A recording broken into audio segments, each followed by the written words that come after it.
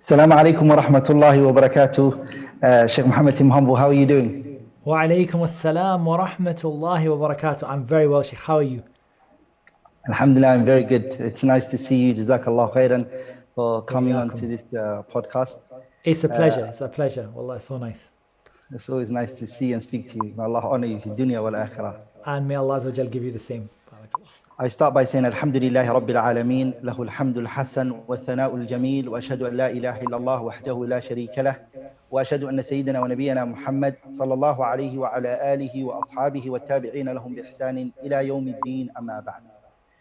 Sheikh, as you are aware of, at this time that we're living, the doubts regarding Islam and the Prophet sallallahu alaihi wasallam and the masadir al-talaqi, the sources in which we take our religion from, is on heavy attack.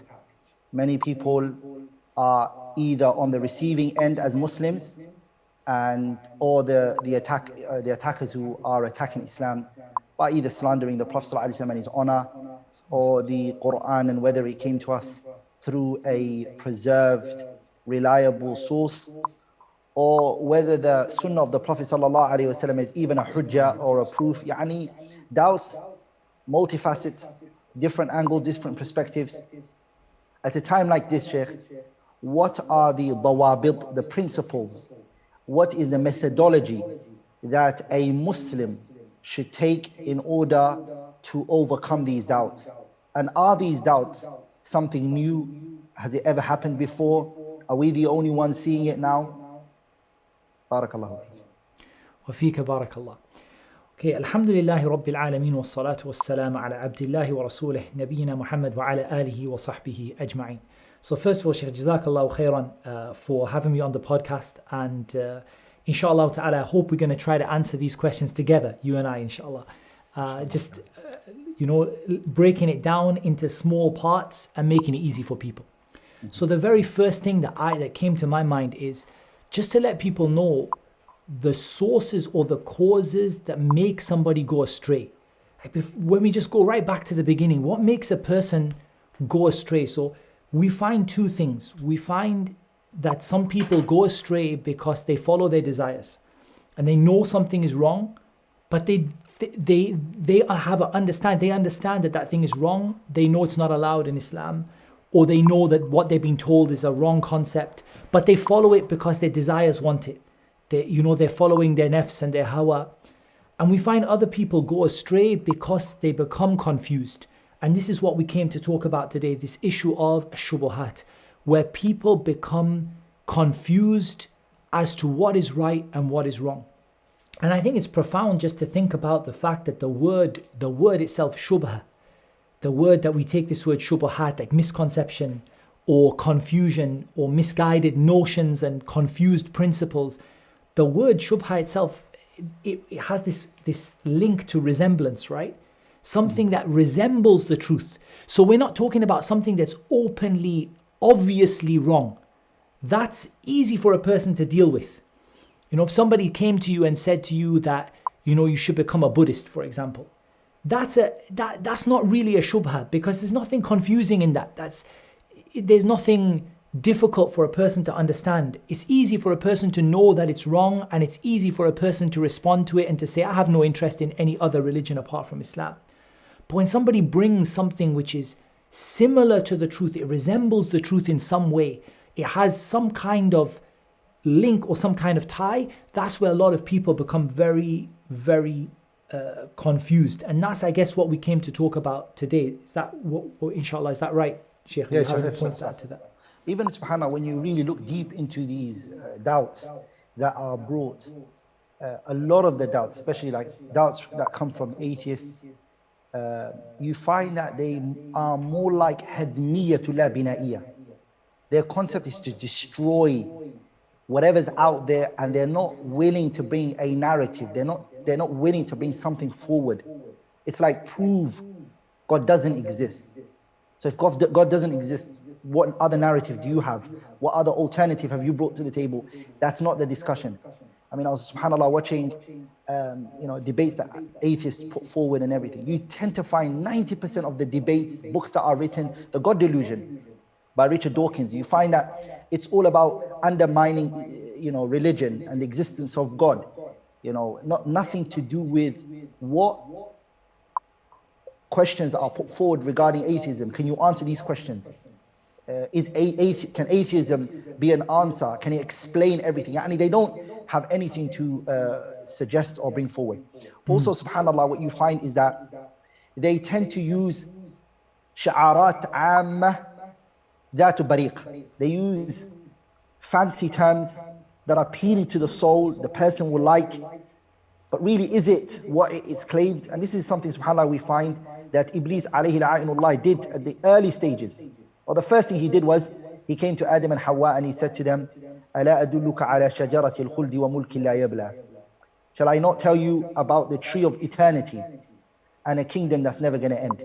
So he used the thing that he knows that mankind love. We love to live forever. We love eternity. In the UK, we love when the government tells us this house is a permanent house, it's not a temporary house. Even if the person is going to live in that temporary house for 20 years, the fact that they've been told this is a permanent house, the feeling is different. So Iblis knows that mankind are like this. They love. So he told Adam, do you want to eat from a tree that if you eat from it, you will live forever? And kingdom. Mankind love to be in charge. And this is what they use today. Free thinking. They use freedom, intellectuality. And they look at religion as dogma, backwards, medieval, and etc. So these tactics, subhanAllah, sometimes make people doubt the religion when these people haven't brought anything forward and they've not brought anything to the table. Absolutely, Sheikh, I completely agree. Completely agree, Sheikh. I was saying that, subhanAllah, in that case, we're really talking about somebody, these people deliberately putting together something that the purpose behind it is to confuse. Is to make people have doubt, to cause people to have doubt, right? Even I said and then in that case, can we not put forward the first principle and say maybe the first of these dawabit is keeping away from shubahat in general, not exposing yourself to it? Before we talk about how do you handle if you are exposed to it, the first thing is that the protection is better than the cure. Protect yourself by not exposing yourself to it. And one of the things I noted down and I saw among people today is that it doesn't matter about how widely, there's no doubt we have information is widely available and shubuhat have a much wider reach because they can reach millions of people in a moment. But people expose themselves to it, and some people actually almost enjoy, let me read what this person has to say. Let me listen to what this person has to say. Let me hear what he has to say and what he has to say. And they expose themselves to it. And I just given it, just the example that came to my mind is two examples from Imam Ibn Sirin, rahimahullah ta'ala. The first example is when those two men came to him and they said, نُحَدِّثُكَ بِحَدِيثِ يَا أَبَا بَكْرٍ. We'll tell you we'll give you a hadith. He said, لا, I don't want to hear. They said, إِذَن نَقْرَأُ عَلَيْكَ آيَةً. We'll read an ayah to you. He said, لا. And then he said, either I'm going to get up, or either you two get up, or I'm going to get up. And subhanAllah, the people, what did the people around him, they said to him that what would have been the harm if he read you an ayah? What would have been the harm? Perhaps something from that ayah would have gone into, and he feared that something from the way that he would make tahrif, he would change the meaning of the ayah, he would twist the meaning, and something would fall into his heart. And he's Ibn Sirin, the Imam of the Tabi'in. And yet we have people today who expose themselves and enjoy to listen to all of these different shubahat, knowing that there's a danger that those could affect them. Imam Malik rahimahullah, when the man came up to him and he said to him, أريد أن أناظرك, I want to debate with you. And then Imam Malik said to the man, if I win, will you follow me? And he said, of course. He said, what about if you win in the debate? What do you expect me to do? He said, you would follow me. He said, what about a third person comes and he beats both of us? What do you think we should both do? And then he said to him, we both must follow that person. And then he said, what I see in you is that your religion is not firm. You're going to jump from one person to another person. إني على بينة من أمري وأنت شاك فاذهب إلى شاك مثلك فخاصمه. I'm upon certainty regarding my religion. you seem to be doubtful and you don't have a position. It seems you want to move from one idea to one narrative. So go to someone like you. And even wallahi subhanAllah, if you look at the Qur'an, Al-Allam ibn Qayyim rahimahullah, and also before him his teacher Ibn Taymiyyah rahimahullah mentioned in Darul Ta'arud al-Aqli wal-Naql, the second volume, that Ibn Taymiyyah said Manhajul Qur'an, the methodology of the Qur'an is that it never brings the doubts. The Qur'an doesn't suggest doubts, but what it does is that when the doubts is already spread, it responds to it. لذلك Allah subhanahu wa ta'ala, he says in the Qur'an, سَيَقُولُ السُّفَهَاءُ مِنَ النَّاسِ, the dim-witted ones are going to say. Yani Allah tabarak wa ta'ala undermine them and those who are going to bring the doubts. But Shaykh, what you can't deny today is that we're living in an environment, we're living in a time, a situation where a lot of the people go to, for example, universities. They have to sometimes read into these issues. I mean, for example, my personal experience, I was studying linguistics in university, and it has nothing to do with religion. And I'm studying linguistics, I'm learning applied linguistics. And when we came to the one of the classes, and we were studying phonetics and etc., the theory of Noam Chomsky, which is language, the concept of behaviorism, is language an innate thing, or is it something that a person has to basically acquire or learn as they grow older? In that moment, the teacher used that as an opportunity to basically, because if you say that language is innate, then the question begs, who gave this person the language and the ability to speak? And then here we say, Allamahul Bayan. We say Allah did this. You see, this is our argument. They want to eliminate that by saying this doesn't make sense, and etc. So the point I'm saying is that the doubts are coming from everywhere. It's been pushed onto you, even in some situations if you try to run away from it. What does a person do once they are being engraved into these doubts? They've been brought to their attention. How would they deal with it? And I know I'm speaking a lot, but a mistake I fell into over the years, subhanAllah, which was when I looked at the people who hold these doubts, especially the young youths, the majority of the people who suffer from these issues are youngsters, the youths. I've found that there are two camps. A group of people who these doubts have entered their hearts and they've become, the doubt has settled in their heart. But their purpose for them was they want to follow their desires. So when this doubt came, they accepted it straight away, not on the basis that it makes sense to them, but rather because they want to do zina, the Sharia seems to be hard for them, and etc. And another group of people, Shaykh, that have an innocent mind. They really want answers. The doubts have settled in their hearts. A mistake I felt like I fell into was that when I dealt with these two camps, I dealt with them in the same way.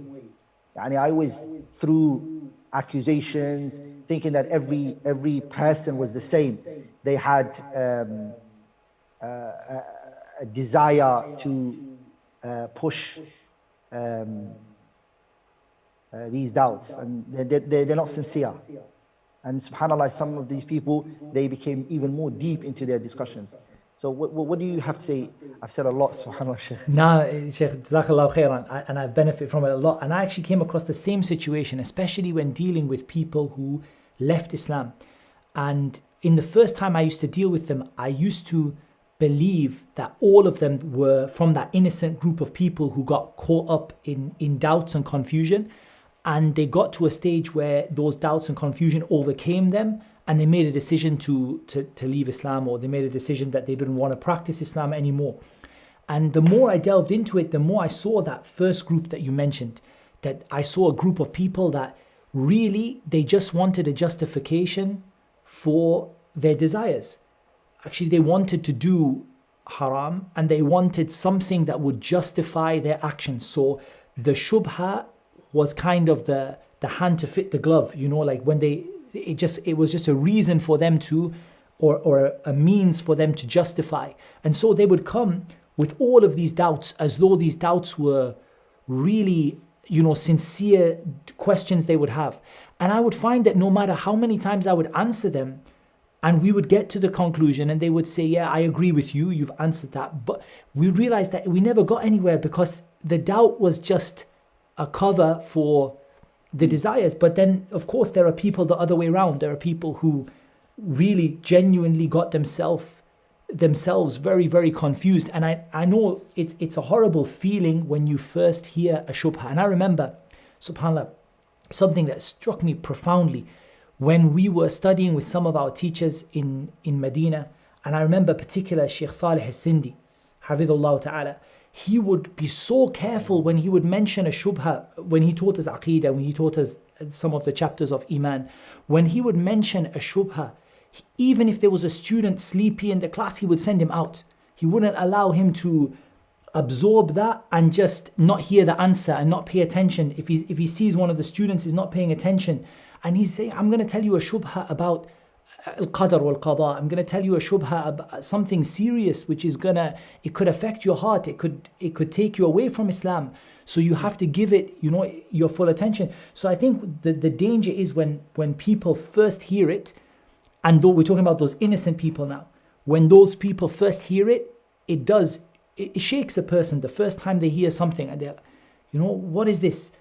And especially now when you hear these things, like you said, inadvertently, maybe you're in university, maybe you're watching someone who you believe to be reliable, but they just, something came into your mind.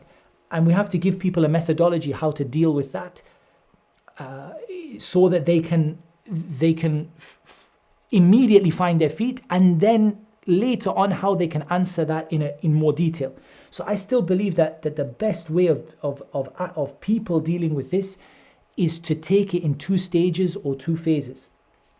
And the first is, how do we deal with these shubahat in a very general way?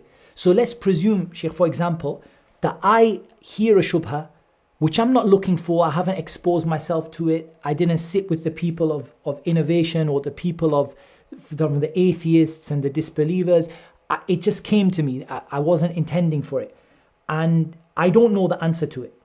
So many times, there are many of these shubahat, many times, subhanAllah, the tulab al-ilm, we don't find in ourselves that we don't know that specific answer to that particular shubha. So that needs a solution for it, a general solution.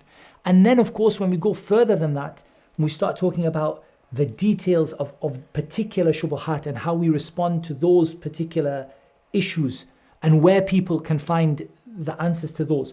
But people need to realize that it's not the case that every time a shubha comes into your mind, you will have that detailed response. You sometimes have, would you say it's right to say, you sometimes have like a vague sort of idea that it's wrong. Mm-hmm. You know that it's wrong and you know that it doesn't make sense.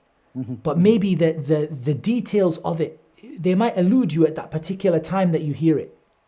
Even the ayah that I mentioned before, سيقول سفهاء من الناس, Ibn Uthman Nasr Sa'di says that every shubha, you don't have to answer to every shubha. You don't have to have answers to every doubt out there in the world. All you have to have is the proof and the evidences. You see, there's 2 things that we have to understand. Having proof for what you believe, and then being able to respond to your interlocutor, being able to respond to your opponent is a second step.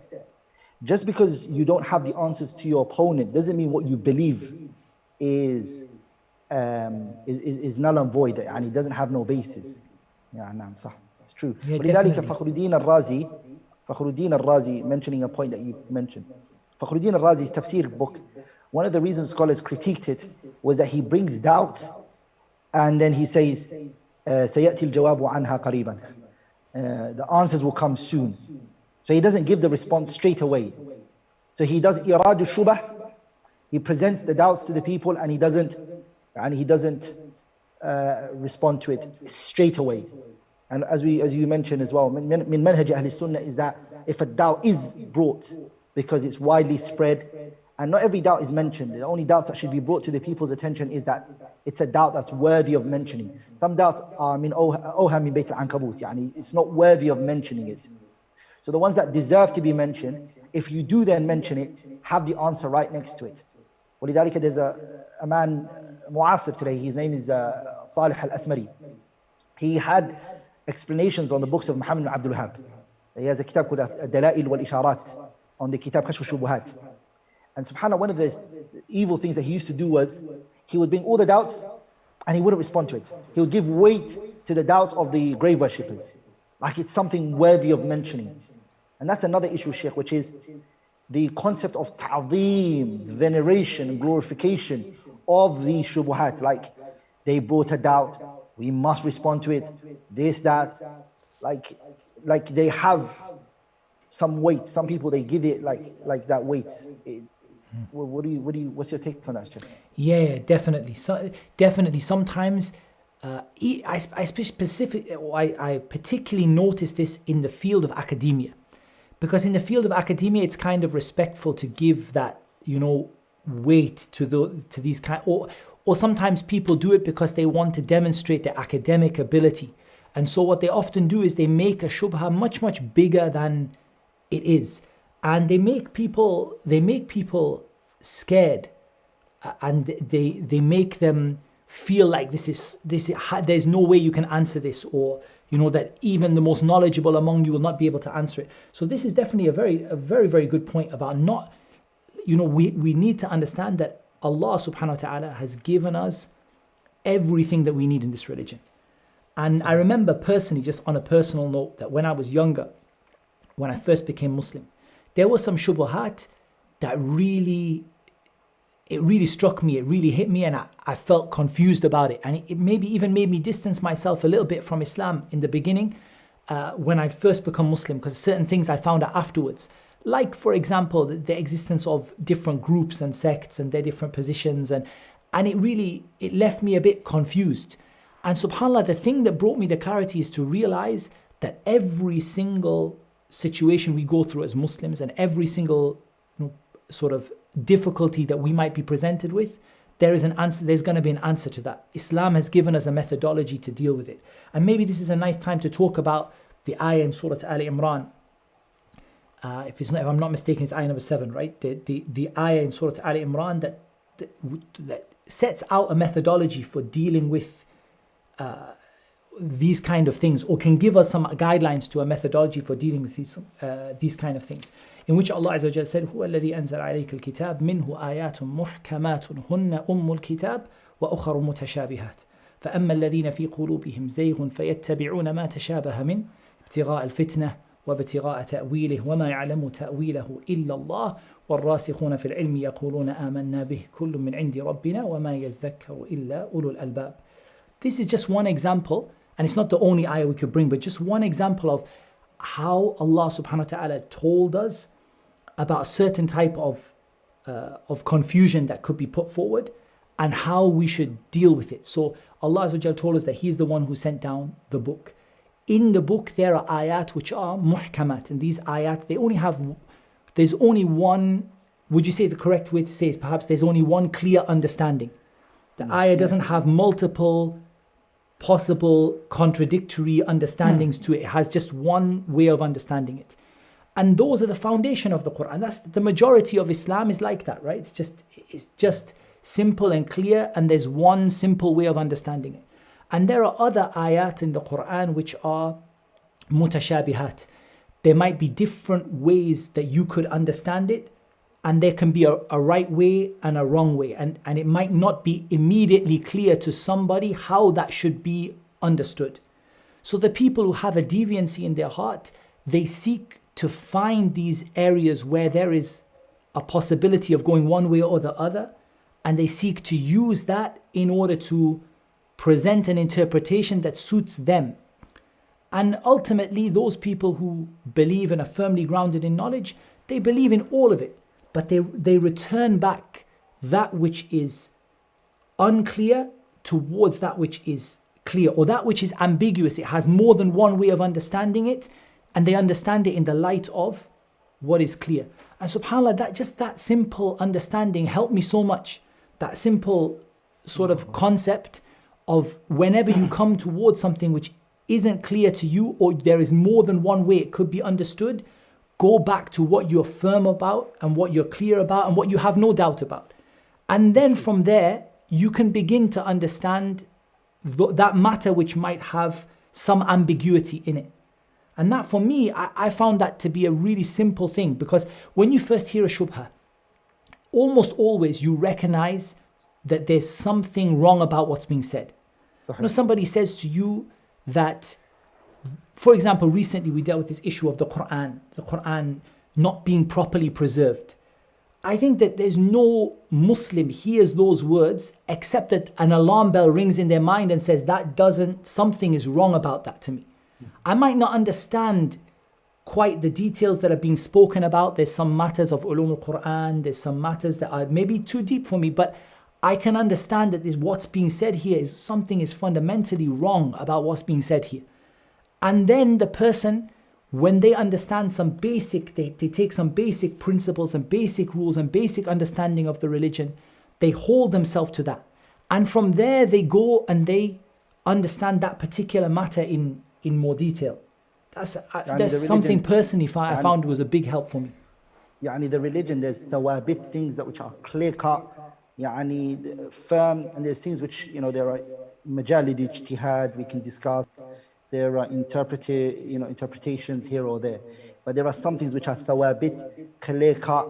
You, as a believer, as a Muslim, you have no other choice. وَمَا كَانَ لِمُؤْمِنٍ وَلَا مُؤْمِنَةٍ إِذَا قَضَى اللَّهُ وَرَسُولُهُ أَمْرًا أَن يَكُونَ لَهُمُ الْخِيَرَةُ مِنْ أَمْرِهِمْ.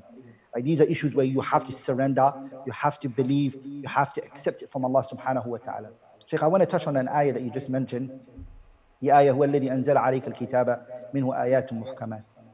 Scholars like Ibn Jarir al-Tabari and Qurtubi and Ibn Kathir and others, they mention the sababu nuzul of this ayah.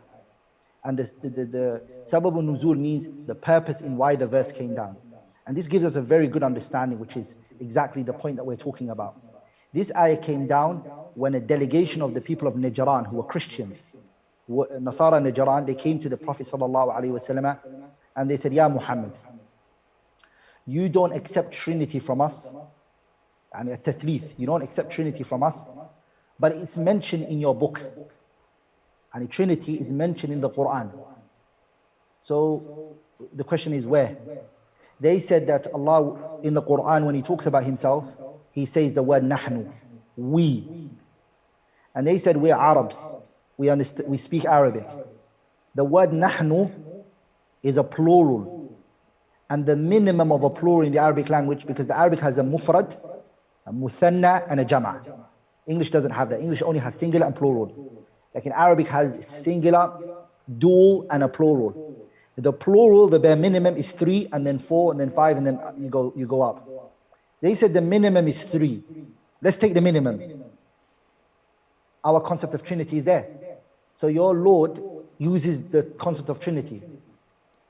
What did they do?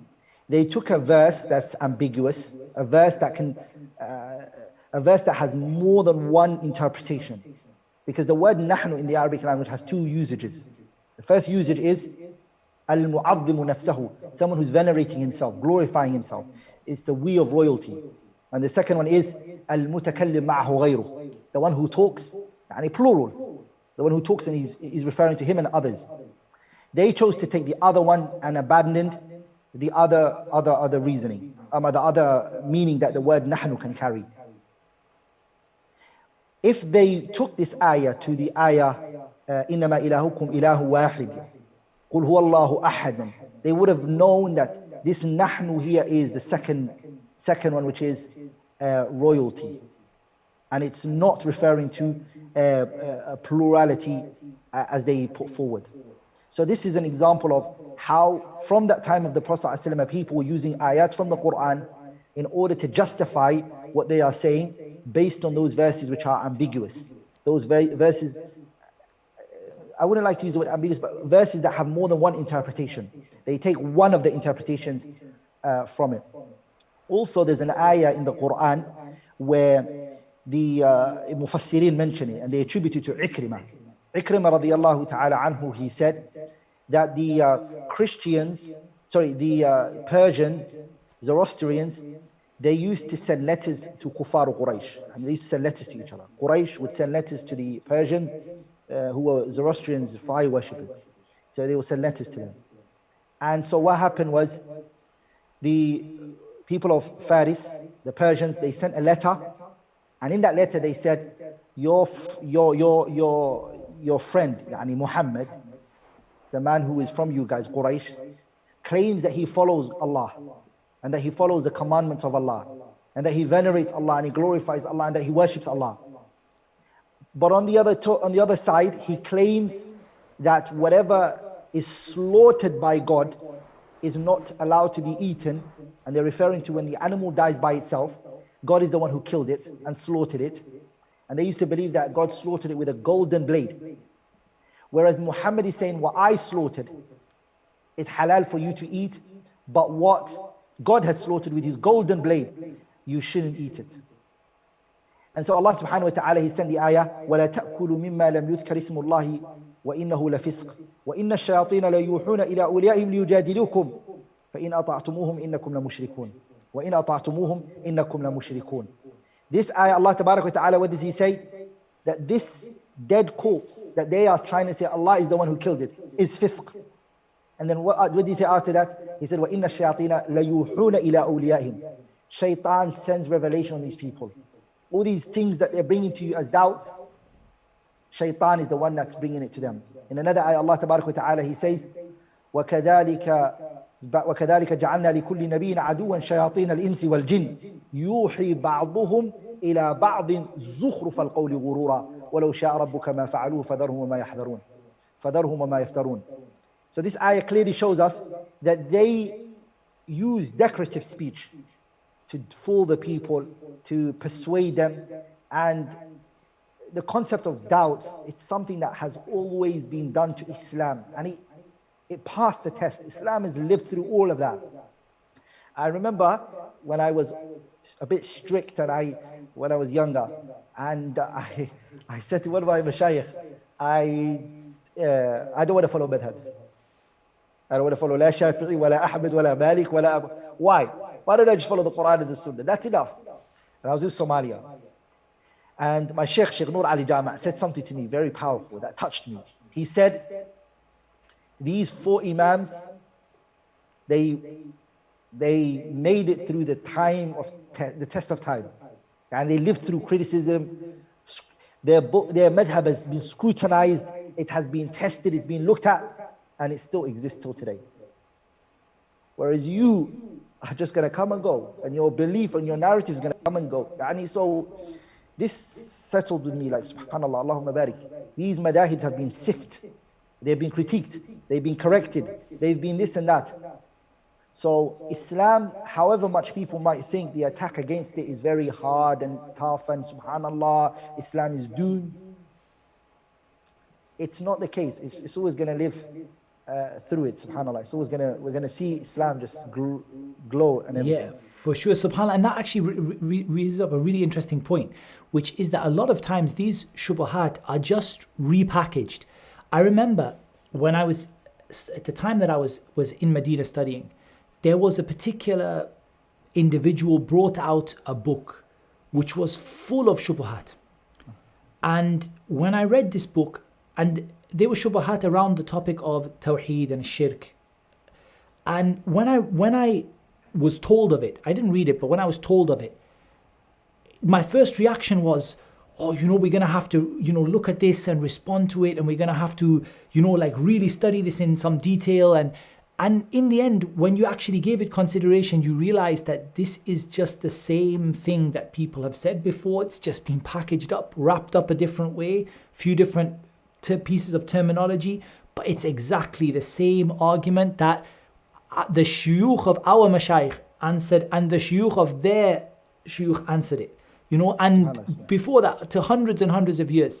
So it's definitely true that these shubuhat are something which are not necessarily new, and Islam has definitely stood the test of time. But I just wanted to comment on something you said, Sheikh, because I think this issue of the majestic plural, of the royal we, or the majestic plural, using the word we for a single individual, but the concept of it being ta'zeem, being honoring Allah subhanahu wa ta'ala, his greatness and his honor, being so great that he uses the plural for himself, even though he is ahad, he's only one. If we just give this as a simple example, if a person heard this doubt and they didn't know Arabic. So a person says, I have no idea. First time somebody came to me and said, your Quran contains, Allah speaks about himself in the plural. And therefore, you must have more than one God. You're not monotheist as you claim to be. And this person who hears that shubha doesn't know the Arabic language at all. So they have no way of responding in the moment. They can't bring a line of poetry. They can't bring anything to prove their argument. Just the fact that you as a Muslim know La ilaha illallah, there is no God worthy of worship except Allah. You know Qul huwallahu ahad, say Allah is one. That in itself tells you that what is being said to you must be wrong. It has to be wrong. And that in itself is stage one. Stage two, yes, we can talk about giving an answer and bringing your proofs and explaining even stage three being explaining those proofs to the person.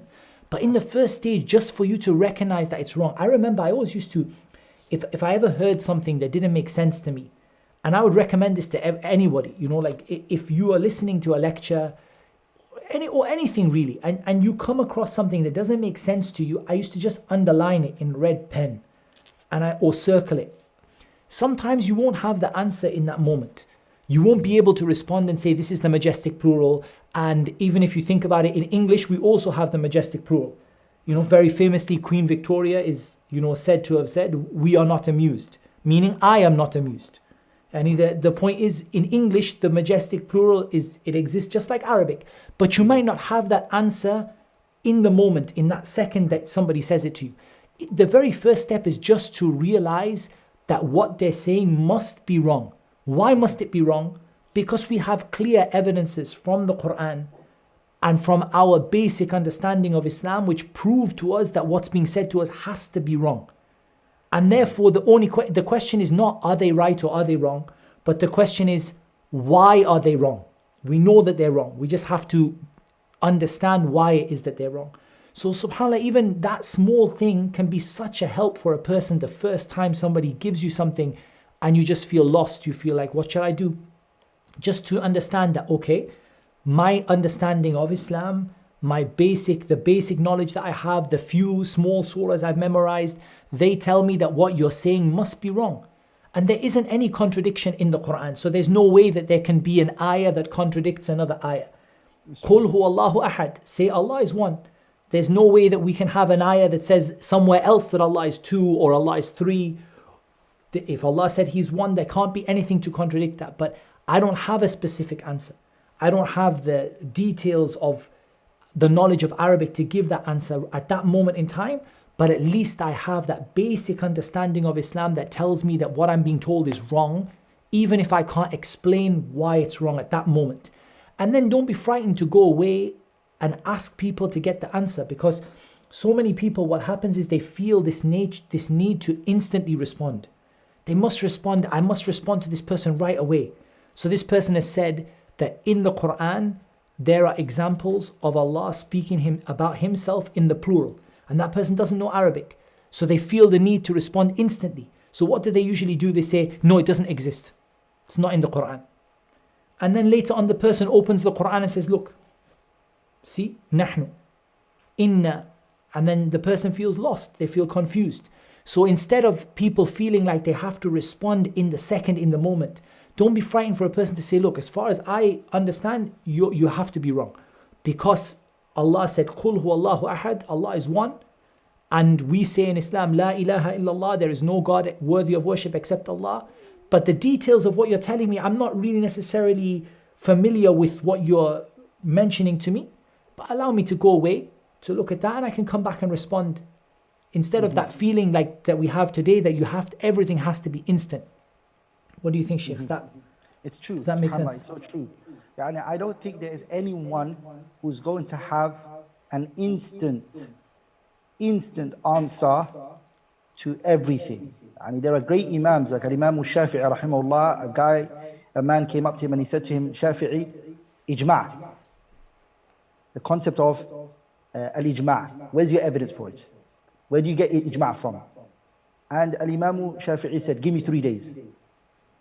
So Imam Shafi'i went and he thought about the evidences. He looked at the discussion. He looked at the Quran from the beginning to the end, and then he did it again. And on the third occasion, Al-Imam Shafi'i came across the ayah, وَمَنْ يُشَاقِقِ الرَّسُولَ مِنْ بَعْدِ مَا تَبَيَّنَ لَهُ الْهُدَى وَيَتَّبِعْ غَيْرَ سَبِيلِ الْمُؤْمِنِينَ نُوَلِّهِ مَا تَوَلَّى وَنُصْلِهِ جَهَنَّمَ وَسَاءَتْ مَصِيرًا. So Imam Shafi'i is a hafiz, an imam, a knowledgeable person. With that all being said, he had to think about the evidence. ولذلك, I hope this is not going to be a hard question, a hard point to bring forward to the people. But when the scholars discuss the definition of fiqh, when they define fiqh, they say fiqh is معرفة الأحكام الشرعية العملية المكتسبة من أدلتها التفصيلية. Scholars, they say that the fiqh is knowing the jurisprudent rulings, معرفة الأحكام الشرعية. So let's look at the first point of the definition. I'm trying to get to somewhere. I hope this doesn't take the people off. No, inshallah. Inshallah. So the first part is معرفة الأحكام الشرعية. So they say fiqh is معرفة الأحكام الشرعية, is to know the ahkam of the sharia, the halal and the haram, the wajibat, the mustahabbat, the makruhat, the mandubat, the muharramat, وما إلى ذلك, محظورات.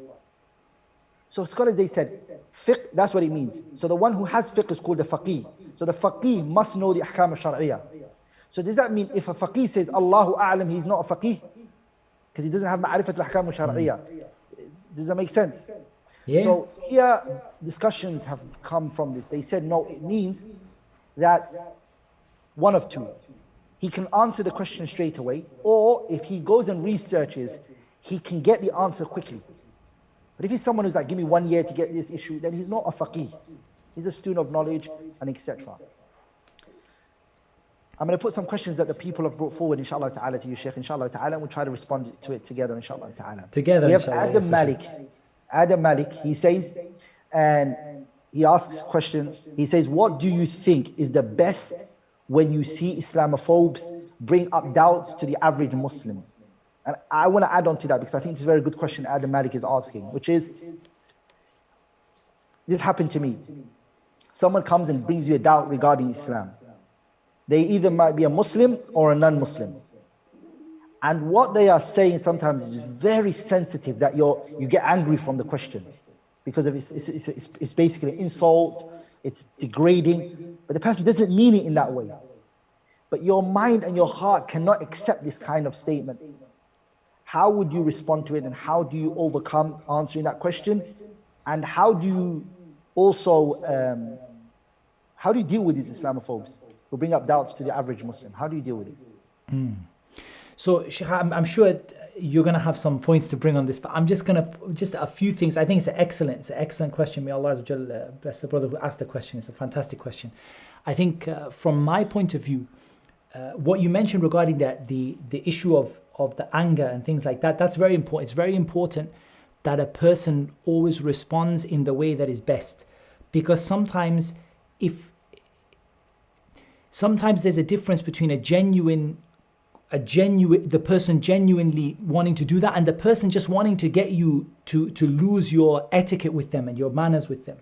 So I think it's really important to bear in mind, first of all, the concept of idfa' billati hiya ahsan, respond in a way that is better. Respond in a way that shows the beauty of Islam in the way that you respond to them, not just in the words that you say.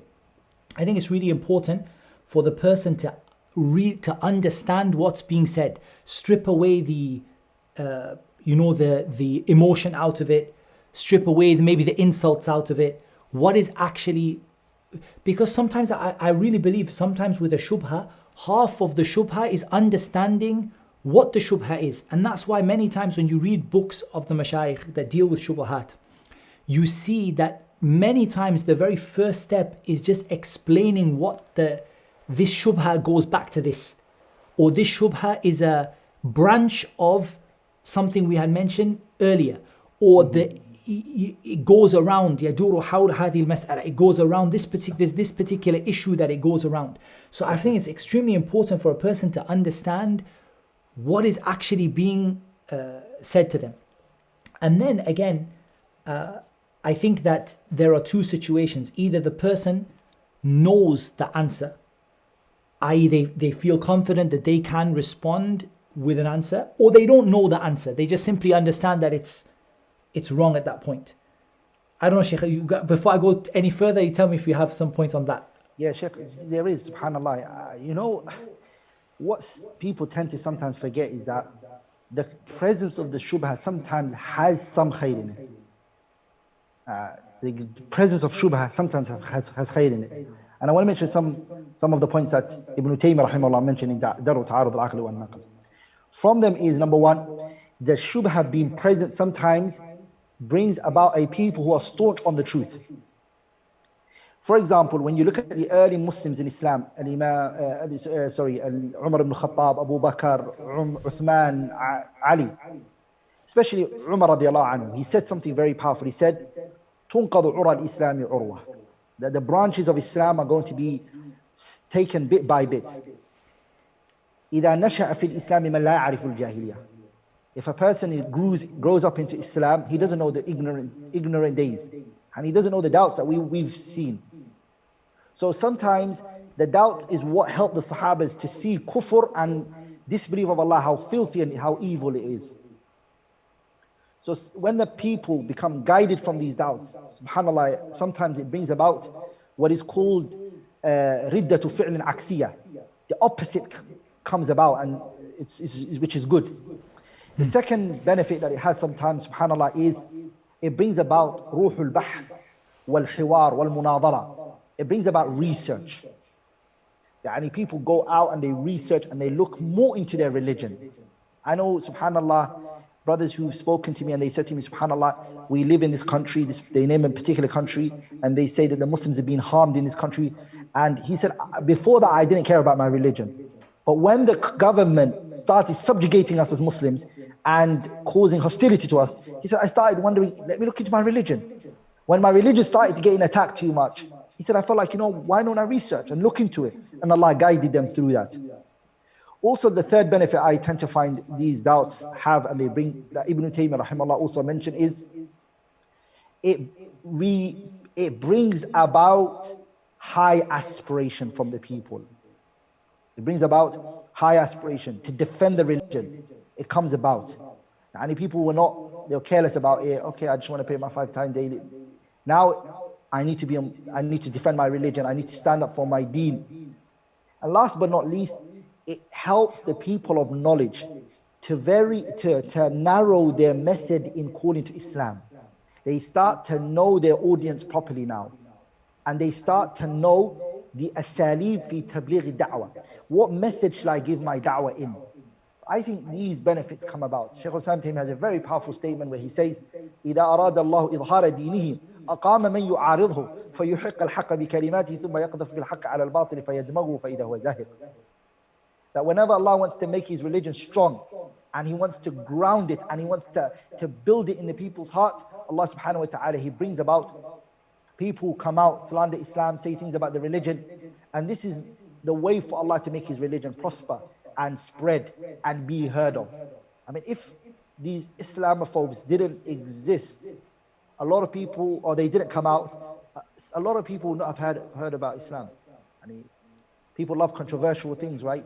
So the religion becomes popular and famous. So I say that without a doubt, doubts are not good and they have no benefits. But Allah subhanahu wa ta'ala, He never creates pure evil. We don't attribute to Allah subhanahu wa ta'ala shar, which is mahab, pure evil. Allah tabarak wa ta'ala, everything, there is khair in it. We may see the khair or we may not see the khair. So I wanted to come from that perspective and that angle as well. Yeah, absolutely, Sheikh. I think that's an excellent point. And I think just on top of that, so then how should the person now deal with it? I think then, again, we come down to one of those two situations. Either the person knows the answer and they have an ability to answer and respond, or the person doesn't really know how to respond to that particular situation. So if they know how to respond and they can explain with good manners and good etiquettes, because remember, it's not just about that Islamophobe. How many times there's an audience of 10 people, there's one person who is, like a shaitan, behaving like a devil. But at the end of the day, there's 8 other people listening who have an open heart and can be convinced one way or the other. So it's really important the person responds in a very good way, and if they know the detailed response to that and they can give it, alhamdulillah, that's excellent. If they don't, let them at least explain generally what they have understood about Islam or why they've understood it's not correct, and then let them go and look at the answer and say, let me now go away and find out that answer for you, because I wouldn't like to speak without knowledge. I wouldn't like to give you an answer.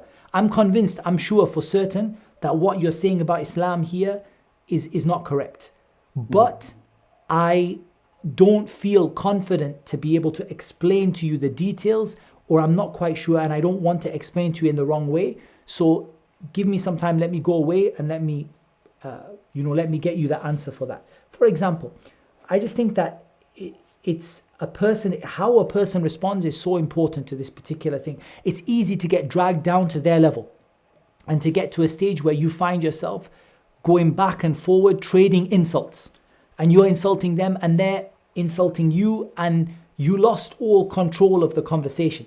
And sometimes if a person, I don't know how you feel about this, Sheikh, but me personally, when there's sometimes you feel a person doesn't want to know, like, when you sense that from a person, like you're explaining to them, say, okay, just bear with me a second, and they say, no, I'm not going to give you a second, and they interrupt you.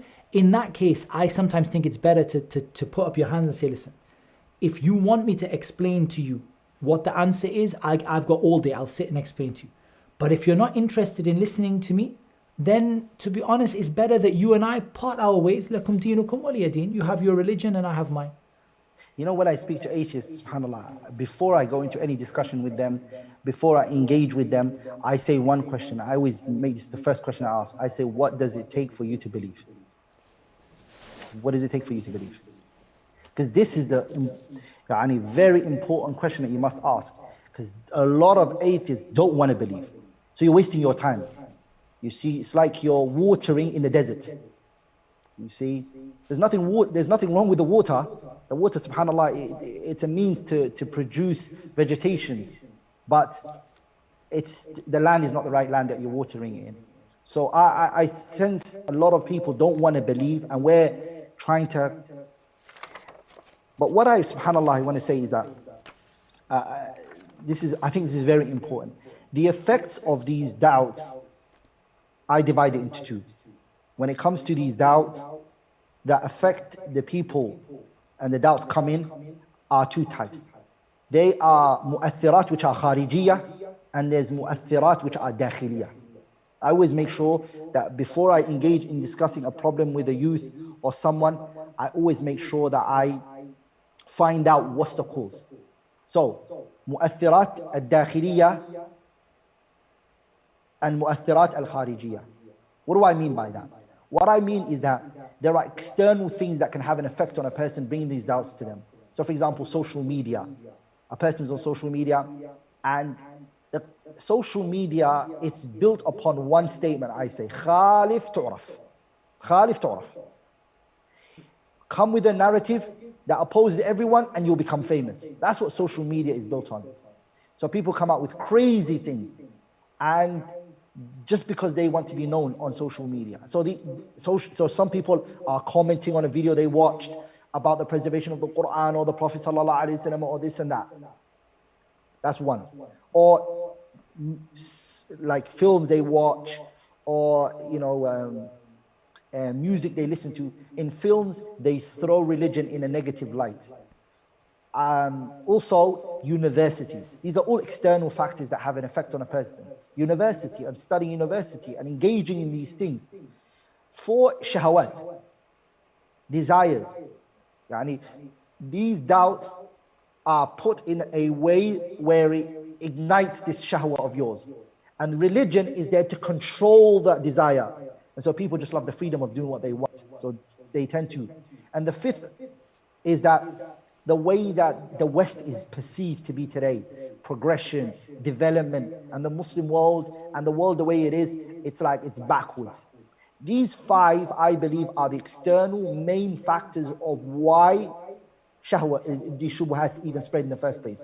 Whether they be shubha or whether it be shahwa.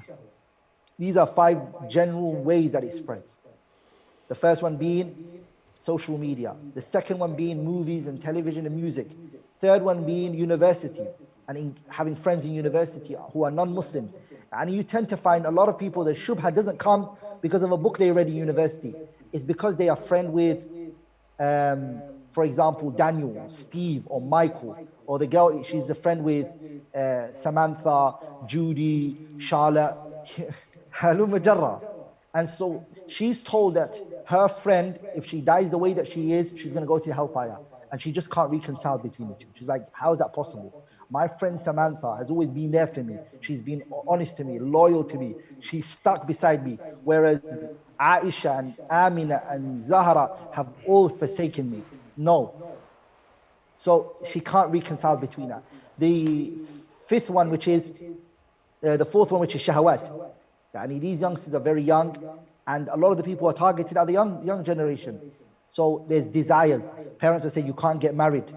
So he goes and finds a girlfriend, and the girl is like, he starts to love her, for example, and then she says, you know what? I'm never going to take Islam. And we've seen cases where they've basically fallen short in their deen, and this has affected them. And last but not least, the West is seen in a light where, subhanallah, this is it. After the Enlightenment, look at the West, they progressed. And the reason why we progressed is because we got rid of the churches, we got rid of the religions, and that's why we progressed. No, you progressed because you stayed away from Christianity, not religion. You see. And the second one, which is Sheikh, awamil mu'athirat which are dakhiliya. Awamil mu'athirat which are dakhiliya, internal issues. First of all, the person has da'ful yaqeen. And some people I've seen, they lack certainty, conviction. They're just generally weak people. When you talk to them, they never have opinions. As individuals, if you put religion aside, they're just always, they need other people to tell them. The second reason is peer pressure. Peer pressure has a lot of the people. That's why Allah said in the ayah, وَمِنَ النَّاسِ مَن يَعْبُدُ اللَّهَ عَلَى حَرْفٍ فَإِنْ أَصَابَهُ خَيْرٌ اطْمَأَنَّ بِهِ وَإِنْ أَصَابَتْهُ فِتْنَةٌ انقلب على وجهه خسر الدنيا والآخرة ذلك هو الخسران المبين. This ayah shows peer pressure, because this person is worshipping Allah on the side.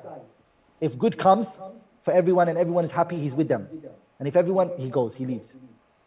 The third I found to be the things that cause or that can be considered the internal things that cause is ضعف الجانب التعبدي. Some people, subhanAllah, Shaykh, they lack ibadah.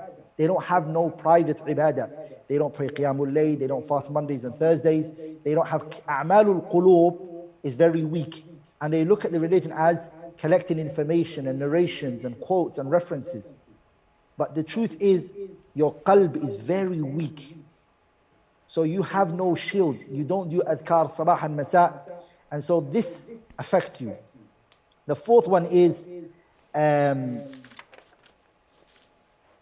knowledge being very weak. A lot of them, they have much knowledge of the religion. And when I say knowledge, I don't mean that every single person has to be like Ibn Taymiyyah or Tajuddin as-Subki and like that. I'm not saying that. What I'm saying is that the person has to have ilm, which is daruri, basic knowledge. The person has basic knowledge of their religion. Basic knowledge here means masail related to aqeedah and tawheed. They understand that very well, and they also understand the issues of ibadat. How do I pray my salah? How do I pray fast? How zakat? And the fifth one, which is faragh al-waqti wal-dhihni wal-ruhi. The person has free time. The person has free time. Sit, do what you want, sitting around. So what is he? Free time, it can be the worst thing that works against you. So Sheikh, I found that these are the things that cause these doubts to spread amongst the people. And so when I talk to a person, I always try to know where it is. Where is it coming from? And I generally am able to, inshallah ta'ala, after looking at it from that perspective, be able to help the person. If he's lacking if it's external things that are causing him, I tell him, work on seeking knowledge. Do you pray salah on time? Do you pray in jama'ah? Are you fasting Mondays and Thursdays? Do you read Qur'an on a daily basis? Read something from the Qur'an. Are you also sadaqah? You see, and etc. What are you doing with your act of worship? And etc. Well, Sheikh, I said so much, sorry. No, wallahi, that was very beneficial. I think that was amazing. There's a couple of little points I wanted to add. They're not necessarily on the same topic, but it just came to my mind. I think when we were asked that question about regular Muslims who get exposed to things like Islamophobia, I think, no one should sell themselves short. One of the most amazing things from the karamat that you see time and time again that Allah Azza wa Jal gives to His believing servants is that Allah subhanahu wa ta'ala inspires them with answers when they would not normally be able to give an answer. And there are so many examples of times where great, philosophers and thinkers have brought shubuhat, and there's an old lady who is just from the ammat an-nas, she hasn't studied anything, and subhanAllah, just from the sincerity that is there, she's able to respond. And that's not just a one-off incident. That is repeated from time and time again in the books of Islamic history. You see examples where ordinary people, just from their sincerity, they didn't expose themselves to the shubha, they didn't go looking for it, they didn't put themselves in harm's way, but ultimately something came to them and they genuinely turned to Allah and they got the answer and they were able to respond, subhanAllah, in an amazing way, in a way that is like it's a gift from Allah. And the second thing which came to my mind... I'm sorry to interrupt. No, go for it, Sheikh, tafadhal. There's a powerful point that came to my mind. An auntie who, one time, she lived in Italy. And a lot of the Somalis, when they came from Somalia and they went to Italy, the churches were the ones that were giving like the funds, and the money comes from the government, comes from the church. The church are giving. And subhanAllah, one auntie said something to me very shocking. She said, I had a discussion with one of these priests and etc. And she said to the priest and the nuns, she's like, how are your children? How is the kids? And nuns and priests don't have, they don't get married. They're celibate, yeah? How you don't do this? And they said, we don't have kids, we don't get married. And she said, oh, but why do you say God has a child? Very good answer. She just stopped them. She said, you guys are saying that to be with a wife, to have a child is wrong. It's immoral for us. We don't do that. That's weakness. And you attribute that same thing to Allah subhanahu wa ta'ala. Subhanallah. I read that argument before. Abu Bakr al-Baqillani did that before argument to the Christians. But it's ajib, right? It's very ajib that they bring this forward. It's a very shocking thing, subhanAllah. But you see that the people upon their fitrah, who have not been tampered, and Allah barik, they have answers which are very wise. No.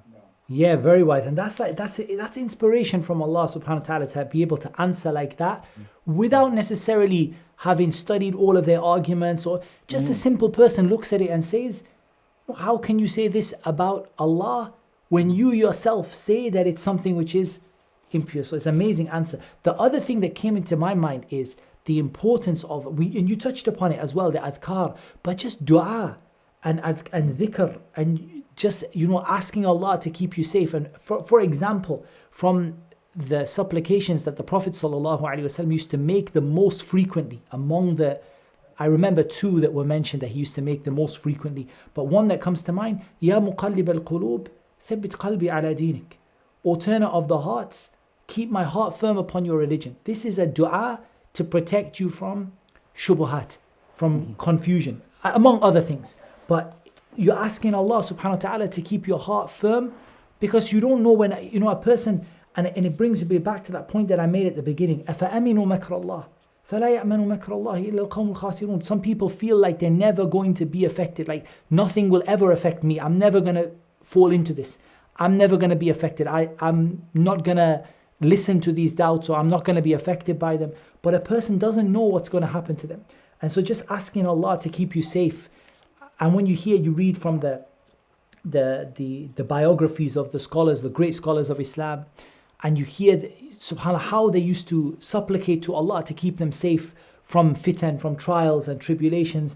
Imam al-Bukhari, for example, the bab he had min ad-din al-firar min al-fitan, from the religion is running away from trials and tribulations and calamities, and a person asking Allah to keep them safe. Imam Ahmad and others, that they used to be terrified of the fitan of the Dajjal, for example. They used to beg Allah to keep them safe. But we, in this time, maybe a lot of people forget about that. They forget about asking Allah to keep them safe from these doubts and even the hadith confusion. of the Prophet ﷺ, where he said, إِذَا سَمِعْتُمُ الدِّجَّالَ بِأَرْضٍ فَانْأَ عَنْهُ. If you hear the Dajjal in a land, then run away from it. The Prophet didn't say go and challenge him and question him and interrogate him and ask him, why is he causing this mystery for? Let me or even Sheikh, don't what some people might say, just let's go and hear what he has to say. Let's go and see what he has to say, and then Sahih. Exactly. But that's the thing. That's the sad thing, that a lot of people are going to do that. And the Prophet said, run away from him.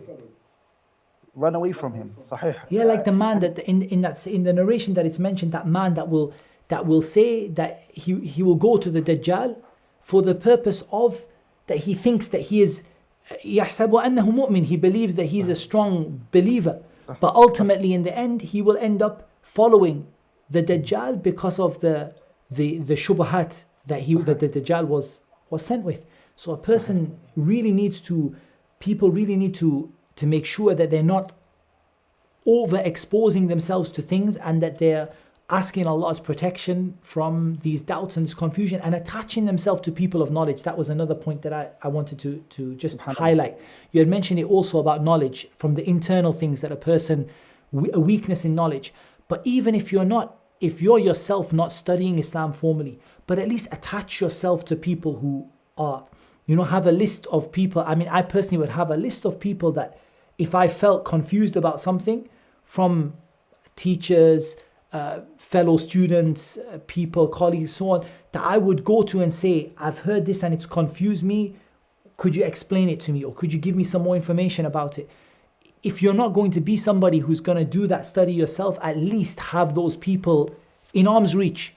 Have yourself, and even more than that, give at least how those people give time to listen to those shubuhat, give time to listen to proper Islamic education and good lectures, things that will raise your iman, things that will give you knowledge. That will be in itself a means of protection. And also sometimes when people think about protecting themselves from shubuhat and generally, they think about it in a very narrow sense. Like they think the more they study those particular shubuhat, the more they will be, for example, protected. And maybe they neglect the wider concept of protection in things like at-taqwa. وَمَنْ يَتَّقِ اللَّهَ يَجْعَلْ لَهُ مَخْرَجًا.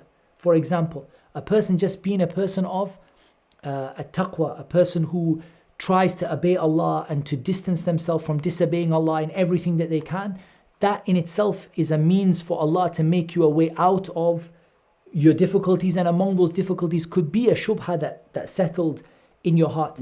And then also from the points that I thought was important is repelling the shubha from your heart. And I know there were some questions that were asked, I saw them popping up on the screen as we were talking, about sort of al-wiswas in the heart and internal strife. But one of the most important things is the action of repelling it, the feeling of, I'm going to push back against this, I'm not going to accept it, I'm not content with it. This feeling that I have in my heart, I'm not going to allow it to settle. I'm going to push it back. Even if I haven't got all of the answers at that moment in time, I'm going to say, I'm not content with this. This is not what I believe, for example. Sheikh, Abu Zakaria asks a very good question. He says, Assalamu alaikum wa rahmatullahi wa barakatuh. How do we educate ourselves on what is for us while there are so many doubts to address? I think that's a very good question. I mean, because the shubha is so much, when am I going to get the time to study grammar, usul al-fiqh, qawaid al-fiqhiyya, mustalah al-hadith, ilm al-bayan, ilm al-badi', ilm al-ma'ani, ilm al-urud wal-qawaid? When am I going to study all of these sciences? And the doubts are out there. And this is something a lot of people ask in many different perspectives. But I think this is it's a very good question to ask now. one of the things that just came to my mind is that being able to answer, if we're not just talking about protecting yourself, we're just talking about being able to answer now, like a more advanced stage. It's not built upon a narrow understanding of one particular issue. Rather, it's built upon, and Allah Azza wa Jalla knows best, all of those Islamic sciences coming together. You're just as likely to find an answer. And we know how many shubuhat, the core of that shubha is a mas'ala lughawiyya. It's a linguistic matter. It's a matter that's dealt with within the Arabic language, for example. Or it's a matter that's dealt with within the books of usul al-fiqh, for example. And I just feel that what we have this idea is that because we're constantly firefighting and feeling like we have to extinguish the shubha by learning the details on that, there are some people, the only thing they know, or the majority of what they know, are the answers to particular shubuhat. Whereas what I found to be more powerful, and Allah knows best, is by giving out that time to study those different fields, and by allowing others sometimes to, not necessarily feeling that you have to take all of that on board. And like you said at the beginning, not everybody has to answer every shubha. That gives you the time and the ability to be able to answer in a much more confident way than somebody who the only thing they're doing is firefighting. They're just going out there and they get a shubha and then they try to learn the answer to it. Then another one comes. So they're learning Islam through shubuhat. And that's not going to build somebody with the strength to be able to answer. And I give an example of that whenever you hear these shubuhat, you hear that it's like, they come like bullets, one after the other. And the person makes small changes in them. If your methodology is that you're going to just learn the answers to those and try to respond to them all the time, they only have to make a small change before you don't have an answer. They just repackage it, change it around, and you don't have an answer for it. Whereas by giving that time out for all of those sciences, you even a step by step, and a person shouldn't feel, they shouldn't feel overburdened by it.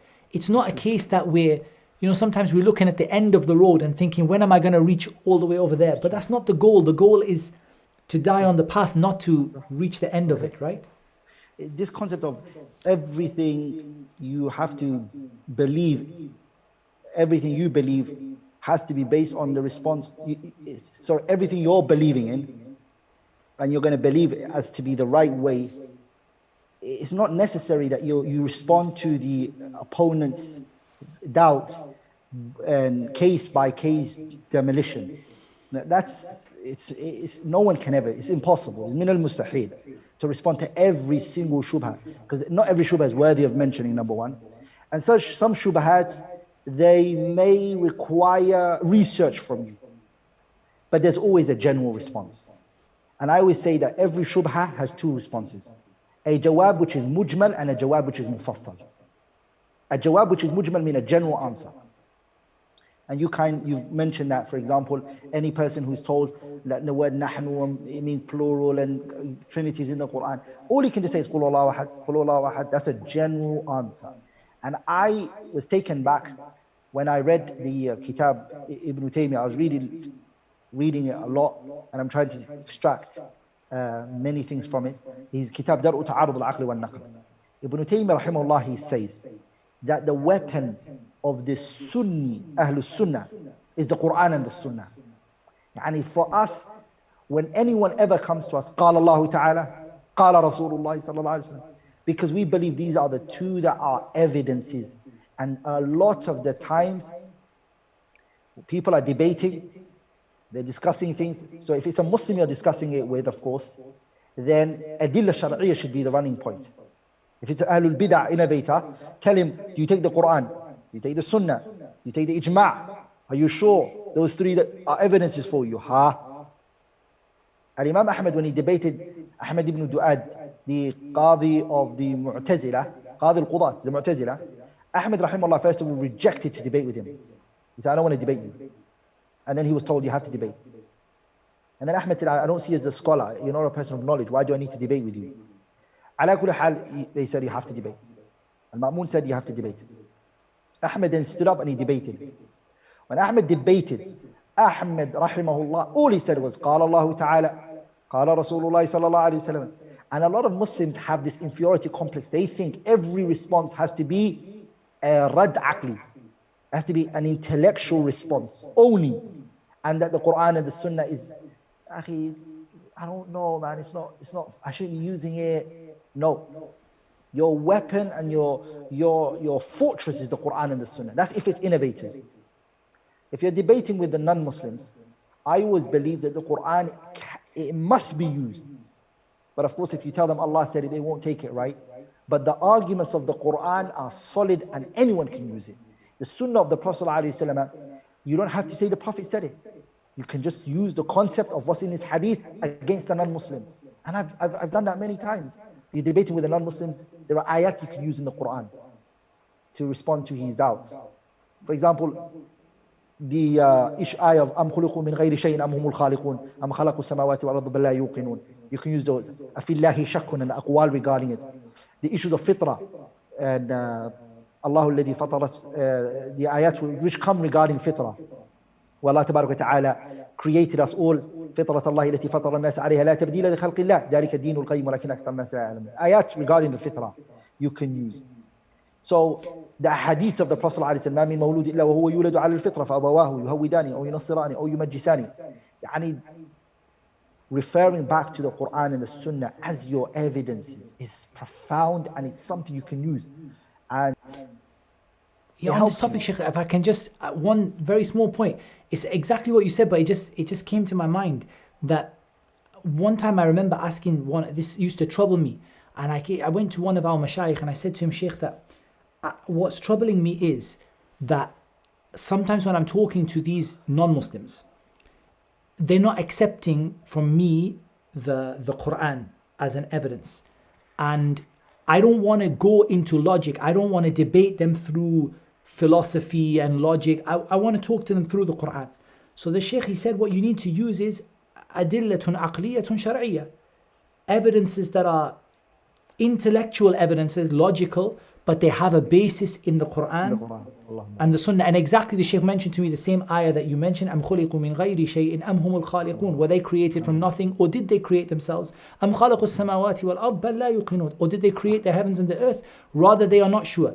This is a logical argument, but it's a logical argument that has a basis in the Quran and the Sunnah. And I think that's a really powerful point to give to people when people feel like the only choice is either I quote the Quran or either I talk with philosophy and logic. But that's not the case. You can give logical arguments that have a basis in Islamic text. Sorry, Sheikh, for interrupting you, but I just wanted to highlight for the audience because it's such an important point. That's the reality, subhanAllah, that's reality. Sheikh, I want to take another question from someone. Ahmed Bashir, he said, how important is it for the du'at to learn these Western ideologies in order to defend Islam? How important is it? I think here that, Sheikh, what I would say about this is that people have to have a balance. There has to be a balance.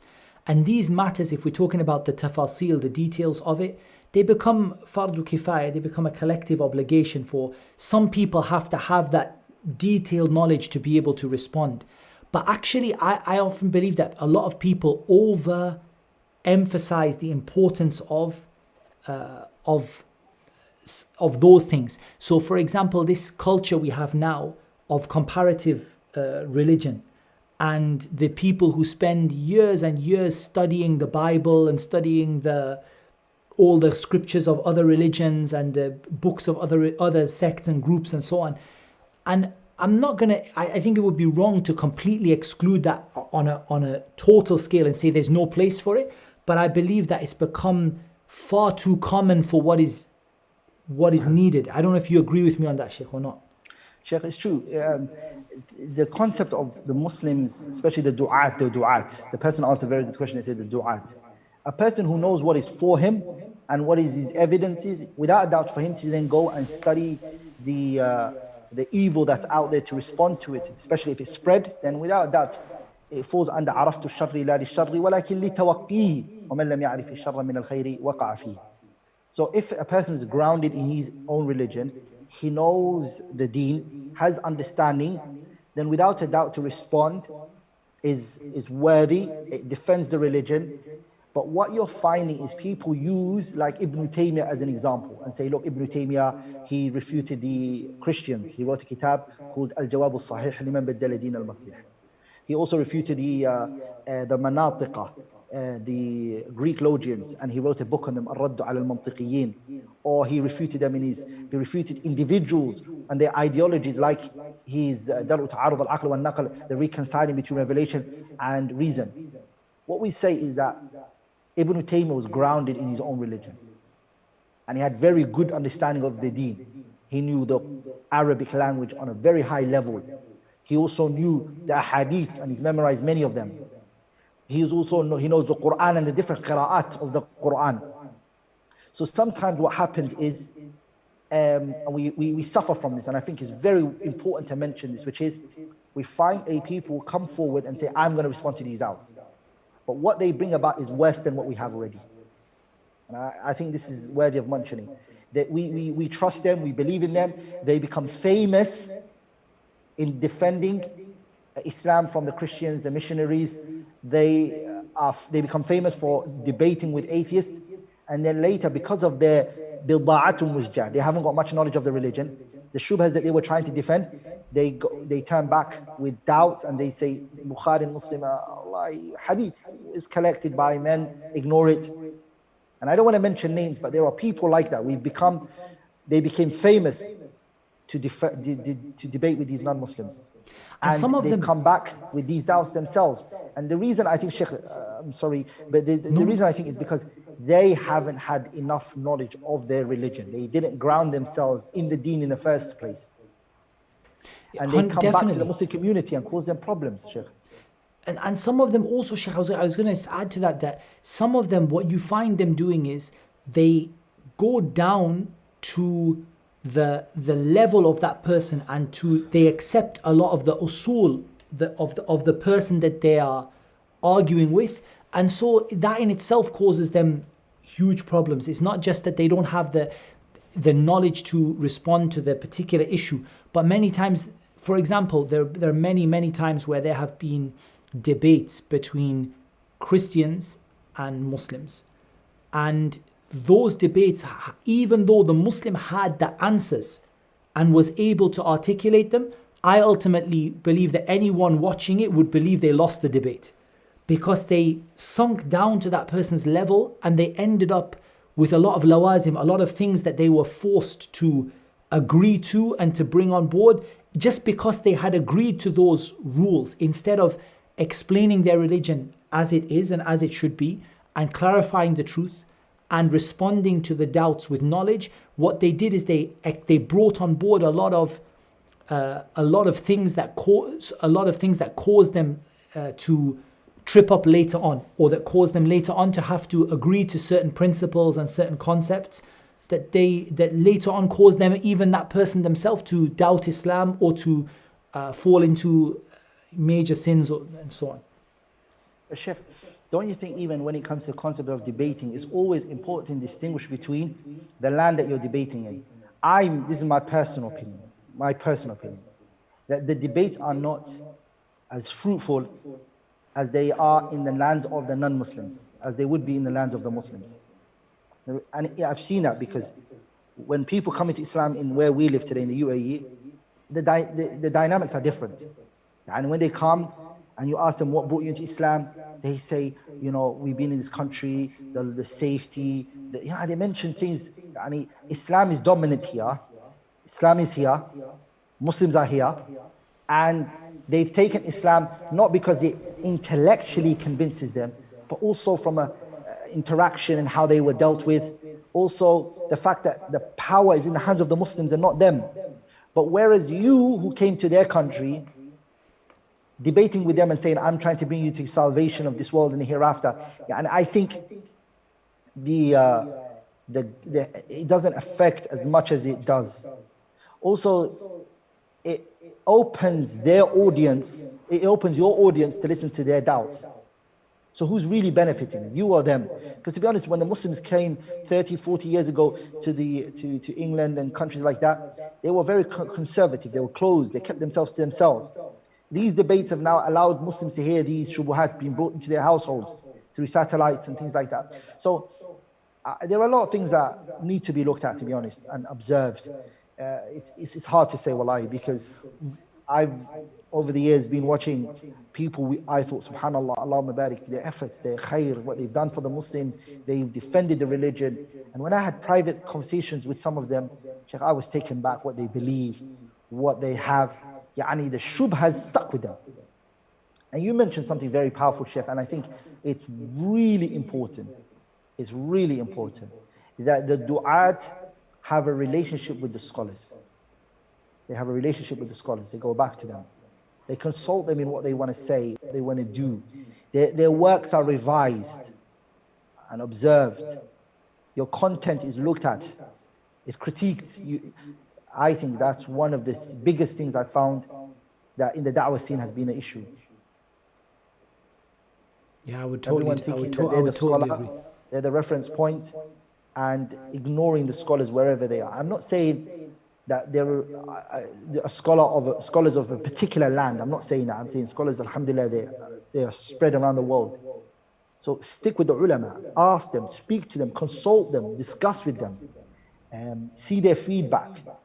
That's an issue that we suffer from, subhanAllah, in the West. We have people who are muta'alimin, self-taught, they study themselves, and they have no guidance from the scholars. So what are you going to expect? He's just going to go wherever his mind takes him, sah? It's very true. So a couple of questions, inshallah ta'ala.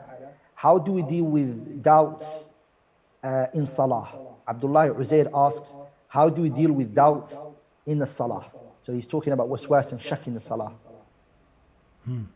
So I think this one, we definitely want to distinguish between this and what we had been talking about earlier, so that people don't confuse between the two issues in their own mind. That this question is a question relating to wiswas, and there is an overlap between wiswas or whisperings of the shaitan and shubahat, or there can be for some people. For example, people having confusion over their state of purity. Am I in a state of purity or not? And sometimes the root cause of that is a knowledge-based shubha, that they don't understand the difference between the states of purity and what breaks it and so on, and some rules they don't know and things like that. But here we're talking about something a little bit different now. So the question relates to the salah, and it relates to somebody who is suffering from whispering in the prayers, and how should they approach that. Maybe we could answer this by talking about some really simple principles that a person can hold on to that will help them, inshallah, so much in this type of situation. So I just mentioned one, and then maybe we can just pass a few together that will help the person, because sometimes I think if you burden a person with lots of instructions in that kind of situation, they feel very confused. So I think one of the most important things that a person has to build upon is that certainty is not removed by doubt. And I think that is one thing that if a person learns it and learns the implications of it, 70-80% of the problems they suffer in the salah would go away. So give a simple example, like let's say, for example, a person doesn't know how many raka'at they prayed in the salah. They got confused. Did I pray 2 or did I pray 3? So they're sure about 2, but they're not sure about the third one. The third one is where the doubt exists. So here they build upon what is certain. They stick with 2 and they continue on from there, and then they make their sujood as-sahw at the end. Likewise, the issues of purification. I'm not sure if I broke my wudu or not. Maybe I did, maybe I didn't. What's the certainty? I'm sure I made it, but I'm not sure if I broke it. Maybe I did. I possibly, could be, might be. Then that's another thing. Then again, you base it upon what you're certain of. And also another separate issue that I think is really important is that, for example, a person, if you're talking about a brother who's suffering from waswas in the salah, one of the best things he can do is go and pray with the jama'ah. But stick to praying in the jama'ah, because other people, often their insight and their opinions are stronger and more wise in that situation with a person who's suffering like that. The person doesn't really understand, isn't able to judge for themselves if they've done the right thing or the wrong thing. But having people around them can make such a difference. I remember a brother came to me with the issue in wudu, and he said, like, I keep making wudu again and again. And one thing, we taught him about this issue of certainty and doubt and things like that, but he was still having that problem. And one thing I simply said to him is, I said to him, look, why don't you just have one of the people watch you make wudu? And if they told you that you made the wudu properly, don't make it again. Don't repeat this action again and again and again. لا يكلف الله نفسا إلا وسعها. You did your best. You tried your best. And somebody told you, inshallah, look, it's fine. Trust in that and leave it. Because giving into the shubha or giving into the wiswas causes the problem to become far worse. The person gives into it. So you see them praying dhuhr, 6-7 times they pray dhuhr. Each time they say, no, my prayer got invalid, and they stop praying. And then again they pray again and again and again. And sometimes the person says, I made sujood sahu in every salah that I prayed. All of them. And the person breaks the salah and starts again. Let the person do it once to the best of their ability, and don't let them try to keep on repeating it every time. Those are just some things that came to my mind. Sheikh, I guess you have some. No, subhanAllah, Jami' Mani'. It's Jami' Mani'. Very comprehensive. It's true, Sheikh. Wallah, it's true. These issues are very common amongst the Muslims. But those practical steps, subhanAllah, should work for them, inshallah ta'ala. Sheikh, a question here by Noura Huda is, how to achieve yaqeen? How do you achieve I'm going to yaqeen? leave this one to you, because I answered the last one. This is yours now. It's your turn. The first thing I believe that will help when it comes to bring about yaqeen is looking at the ayat shar'iyya, yani reading the Qur'an. The Qur'an instills in your heart certainty. That's why Allah Tabarak wa Ta'ala in many places in the Qur'an, when He speaks about the Qur'an, He mentions أَفَلَا يَتَدَبَّرُونَ الْقُرْآنَ أَمْ عَلَى قُلُوبٍ أَقْفَالُهَا. Is there locks on their hearts? أفلا يتدبرون القرآن ولو كان من عند غير الله لوجدوا فيه اختلافا كثيرا أفلم يدبروا القول ما لهؤلاء القوم لا يفقهون حديثا. So the contemplating and pondering and thinking and analyzing the Quran, it helps to bring about certainty, because the Quran has answers to so many things that we need. Rather, the Quran has answers to everything we need. As Allah said, ما فرطنا في الكتاب من شيء. And the Quran hasn't left anything for us. That's the first thing. Looking at the ayat al-shar'iyya. The second one is al-ayat al-kawniyya, the universal signs. The universal signs bring about certainty. Looking at the stars, the moon, the sun. Allah subhanahu wa ta'ala, إِنَّ فِي خَلْقِ السَّمَاوَاتِ وَالْأَرْضِ وَالنَّهَارِ لَآيَاتٍ لِأُولِي الْأَلْبَابِ الَّذِينَ يَذْكُرُونَ اللَّهَ قِيَامًا وَقُعُودًا وَعَلَى جُنُوبِهِمْ وَيَتَفَكَّرُونَ فِي خَلْقِ السَّمَاوَاتِ وَالْأَرْضِ رَبَّنَا مَا خَلَقْتَ هَذَا بَاطِلًا سُبْحَانَكَ فَقِنَا عَذَابَ النَّارِ. It brings about certainty in your heart. That when you look at these signs and these things, you're like, subhanallah, this cannot have been, it could not have just come about without a creator. So it brings about certainty when you look at the world and you travel. Especially these shows that talk about the world and animals. I love to watch Discovery Channel, and see, subhanallah, parts of the world, how it's melting, and global warming, how it's affecting it. And subhanallah, you see mountains and land. No one lives there, but subhanallah, you're like, Allah created it. There's a reporter who reports these. I forgot his name. He's an atheist. SubhanAllah, I was shocked when I found out he was an atheist. What's his name? It slipped my mind. He's an atheist, a mulhid. لا يؤمن بالله ولا باليوم الآخر. He doesn't believe Allah and he doesn't believe in the day.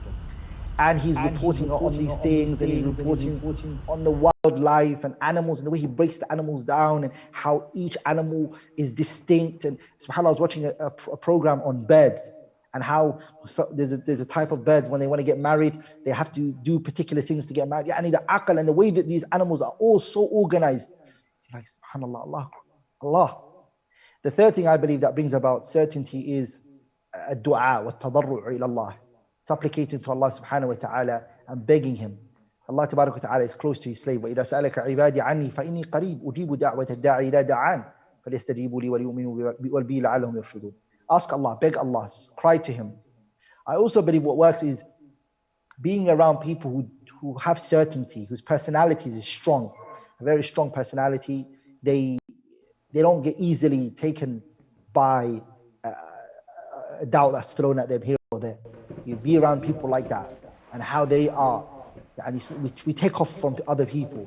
And when I call a sheikh and I say, Sheikh, there's a shubha I want the answer for. And the sheikh says to me, is that it? Before I even answer, Sheikh, I feel like Allah barik. And it gives me that reassurance that, subhanAllah. And then when he gives the answer to me, it's like my heart becomes content with it even more. So I think those steps generally are what I would say helps when it comes to certainty now. And also staying away from doubtful things in the first place. Don't present yourself to doubtful things. Stay away from it. It brings about certainty now. Anything you want to add to it, Sheikh? No, I think it's amazing. That's excellent. So a questioner here says, he says, Nazukat. She says, how was the approach of the Salaf when it comes to debating with disbelievers or Ahlul Bidah? I'll leave you to start that one, inshallah, and then I'll chime in. Tell me what you think. You see, Allah subhanahu wa ta'ala, when he talks about discussing with the other opposites, Allah tabarak wa ta'ala, he says, Ud'u ila sabili rabbika bil hikmati wal maw'idhati al hasanati wajadilhum billati hiya ahsan. And Ibn al-Qayyim, from this, he said that the people are these three types. He divided the people into three. A person, Ud'u ila sabili rabbika bil hikmah. There's a person you don't need to debate with them. All they need for you is just take them out, Starbucks, sit with them, have a nice interaction with them. It's COVID-19, don't go out Starbucks with people, stay away. But I'm speaking about good dealings and your kindness and your generosity and you caring for them, just changing their perspective. And you just have to be gentle with them. You just have to use wisdom. The second one is a little reminder is needed. Your good dealings is not enough. You have to deal nice with him, and you need to tell him, Habibi, have you ever thought about this? Why this and this? And with the reminder, it will touch him. The third type is وَجَادِلْهُمْ بِالَّتِي أَحْسَنُ. He's the stubborn one, the hard-headed one, the arrogant one. That's the one you debate when the necessary measures are in place. And there's no other way to get through to this person. You have to, you're in a situation where you have to, then you do. And that's the sad thing that you find today, subhanAllah. A lot of the Muslims, they've made every non-Muslim into the third category. Khalas. They meet a non-Muslim, straight away debate. Show him how his scripture is distorted and how his scripture is in his changing and this and that. And then the non-Muslim straight away goes into defense and he doesn't want to hear from you. I always mention this, but there was a non-Muslim who came to me and he said to me, Abdulrahman, I was debating with a Muslim for 12 years. And we were back and forth in college, in university, in this and that. And he said that he never ever told me about Islam. I don't even know anything about Islam. All I was doing is I was proving my religion. So the way that it goes, for me personally, I am totally against this whole, and I say totally, this whole Hyde Park da'wah in the UK. I have to say this. I'm totally against it. I believe it's nonsense, it's wasting time, and the benefits are very little in comparison to the harm that it brings about and the problems in it. People are in the park and the masajids are empty. People are in the park arguing, but the masajids, there's no durus, there's no lessons. And if you look at today, the entire da'wah on a high level has become argument, debate, instead of nurturing, cultivating. Do you think that the Sahabas took Islam because the Prophet was convinced them when he spoke to them? Abdullah ibn, not always. Some of them, a lot of them took Islam because of the Prophet. Abdullah ibn Salam radiallahu ta'ala anhu, he said, I entered the city of Medina. When I entered the city of Medina, I saw the Messenger sallallahu alayhi wasallam. He said, فَلَمَّا رَأَيْتُ وَجْهَهُ. When I saw his face, عَرَفْتُ, I realized, أَنَّهُ لَيْسَ بِكَذَّابٍ. This man is not a liar. This is not the face of a liar. And then he said, I came close to him. Abdullah ibn Salam is a Jew. And he's a man of scripture. He knows the signs and the characteristics of prophets. So he said, I came close to the Prophet and I heard the Prophet ﷺ say, the Prophet ﷺ, he said, أفشوا السلام وأطعموا الطعام وصلوا بالليل والناس نيام تدخلوا الجنة بالسلام. He said this was the first thing I heard, and this affected him, and he entered Islam. Jubayr ibn Mut'im, he said, and Imam al-Bukhari narrated in his Sahih, this story of Jubayr ibn Mut'im has a benefit in it, which is that the scholars, they said that Jubayr at this time was a non-Muslim. And he said, I saw Nabi Muhammad pray Salatul Maghrib in Mecca. The Prophet ﷺ recited Surah Al-Tur. And then he said it, he read the ayat, أَمْ خُلِقُوا مِنْ غَيْرِ شَيْءٍ أَمْ هُمُ الْخَالِقُونَ. And he heard the ayat, it touched him. And then he said, كَادَ قَلْبِي أَنْ يَطِيرُ. My heart was about to fly out. And then he said, and this was the first time وَقَرَ الْإِيمَانُ فِي قَلْبِي, that the iman settled in my heart. This was the first time. You see, did the Prophet debate with him? Did the Prophet argue with him? The Prophet recited the ayat. He heard the message from him. And this settled in his heart. The scholars took a benefit from this as a side benefit for the students of knowledge, that Jubayr heard the Qur'an when he was a non-Muslim. How is it that we took it from him and we don't take the narrations of the non-Muslims in hadith? So the scholars, they say, if a person is a non-Muslim, when he takes the narration, the condition isn't Islam when he's taking it. The condition of Islam is when he's giving the information. So he was a Muslim when he told the Sahabas about what he saw.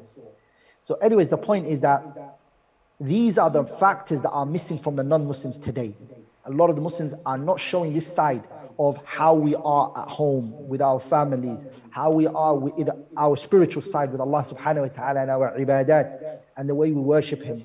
How we are in the way we deal with those who oppress us and wrong us. Yani, Sahabatu Rasulullah, they were in Mecca and they were being oppressed and they were being wronged, and the Prophet was saying to his companions, don't do anything to them. فَاصْدَعْ بِمَا تُؤْمَرُ وَعَارِضْ عَنِ الْمُشْرِكِينَ. Yani these were also factors that are missing from the non-Muslims. So we want them to take Islam from one perspective, which is debate and argumentation. So that's why I say it's not a benefit, this Hyde Park hype that many people are into. And for me, I've never come across the Salaf and the Sahaba to Rasulullah sallallahu alaihi wasallam packing their bags on Sunday, going out to a particular place where the non-Muslims all come together and just debating. You're there to just randomly stop any person and you debate them. A lot of the people who are there for making content. So it's like, just make content. Yani, I just need something on my YouTube and this is the easiest way to do it. And people love it. But I think debates, I'm talking about my personal experience. If time could be rewinded again and I could go back in time, Sheikh, I wouldn't do no debates. I would not have done no debates. And I believe it's counterproductive. It's best to just to ta'aleem and tarbiyah and tasfiyah. In this case, Sheikh, maybe we can say then that this whole issue about debating and debating among the Salaf, it requires some tafsil, some breakdown. And I think that when I've seen people deal with this wrongly, what you tend to see is a blanket answer. Is that really, in reality, debating is not our bread and butter. That's not the core of what we do, and it's not the core of what the Salaf did, rahimahumullah ta'ala. The issue of rudud, responses and things, that's a different matter. But the issue of debating with a person. But there might be some circumstances where the masalih of it outweigh the mafasid. For example, where a person, the shubha is, it is widespread. It has spread out to all the people. And the people are becoming affected by it. And so the person sees that they have within them the ability to take that out of the people by the permission of Allah Azza wa Jal. But that's more of an istithna, an exception to a general principle, rather than taking a situation like that and extracting from that we debate everyone and anyone on any issue. Rather, we saw the quote that we've mentioned earlier from Ibn Sirin, and you mentioned Imam Malik and others. It wasn't from the way of the Salaf that their default position was to go and look for the people of bid'ah to debate with them. But there might be situations, halat, situations that come about where somebody's evil is widespread and a person feels that the best way to bring about an end to that is to challenge it. But that, again, everything has to be every situation, it has to be taken in its own merit. But I don't see any evidence that the general methodology of the Salaf al-Salih rahimahullah ta'ala was to go and look for these people to debate with them. But that's different from the matter of rudud, of responding to them in writing, which was muntashir from the Salaf rahimahullah ta'ala, that when they would see a deviant ideology, they would respond to it. Well, even Sheikh, if you look at these scholars, like Imam Ahmed, if you looked at Imam Sheikh Islam Taymiyyah and other scholars, you find that two things. Number one, debate were times of necessity when they were pushed into it, or it wasn't them going out there looking for it and wanting it. That's number one, generally speaking. Number two, Sheikh, what I found is that, you see, every person has a situation which is, these scholars were known for ta'aleem, educating the people, benefiting the people, nurturing the people. And at times this might happen. We're having people who are just known for debating. And I've not come across a particular imam who only became imam through debating. That's something I haven't come across. We have people, we don't have durus from them. We don't have ta'aleem. They're not connected to the masajids. You only see them at pulpits to debate the non-Muslims. You only find them in Hyde Park debating with this Fulan and Allan. So I think this is a point as well that needs to also be taken into consideration. Another thing, Sheikh, is that, and I think this is a very important point, which is that the overwhelming majority of people who are debating the non-Muslims, they themselves lack their own religion. So they're looking into comparative religion, and they're bringing back home a big problem to the Muslims. 10 years he's debating with the Christians. Everyone is happy. Muslims are all passing his video. And subhanAllah, 10 years later, this brother has now become filled up with doubts, shubuhat. He turns back to the Muslim community with doubts now. He's bringing these doubts to them and he say, look. And they saw him as a role model, so he's going to take a lot of people with him. It's happened. SubhanAllah, counted 7 people that I have in mind, but we won't mention names. We do not want to. So it's a sad problem, Sheikh. It's a trend. We push you forward. You defend our religion from the non-Muslims and the atheists. We believed in you. You come back and you start saying very scary things now. Like what? How do we deal with you? Now you become a problem part of the community. That's an issue we have. Another thing, subhanAllah, Sheikh, is that the relationship with Allah subhanahu wa ta'ala. This is another, I keep bringing this issue up, but the issue of having a bond with Allah Azza wa Jalla on your personal scale, and you having a good relationship with Allah Azza wa Jalla, I think is a big factor that's missing in the da'wah. It's separated from one another. That all it's seen as is defend the religion. All it's only seen as is that, debunk this argument, but your personal self, your personal imaniyat, it's low, you're vulgar in your speech and so I think that's a part that we need to, and I'm honestly speaking to myself out loud, that needs to be focused on as well. Sheikh, there's a lot of questions that people are asking, so inshallah ta'ala, before they get upset, let me go through some of their questions. Yeah, I'm sure we're trying our best to get through as many as possible, but it's really important to give the questions their right as well, to give better to have a few good answers than... It's true. Ayasuddin asked, does learning secular worldly education increase the shubuhat in a person? I think that secular learning, let's call it, I prefer the word worldly, because this concept of secular in itself, this idea that the worldly sciences should be completely cut off from the religion, is in itself problematic for us. What we would really like to see is that these worldly sciences are considered, that they don't have to fight against Islam. But the problem is the way that people learn them.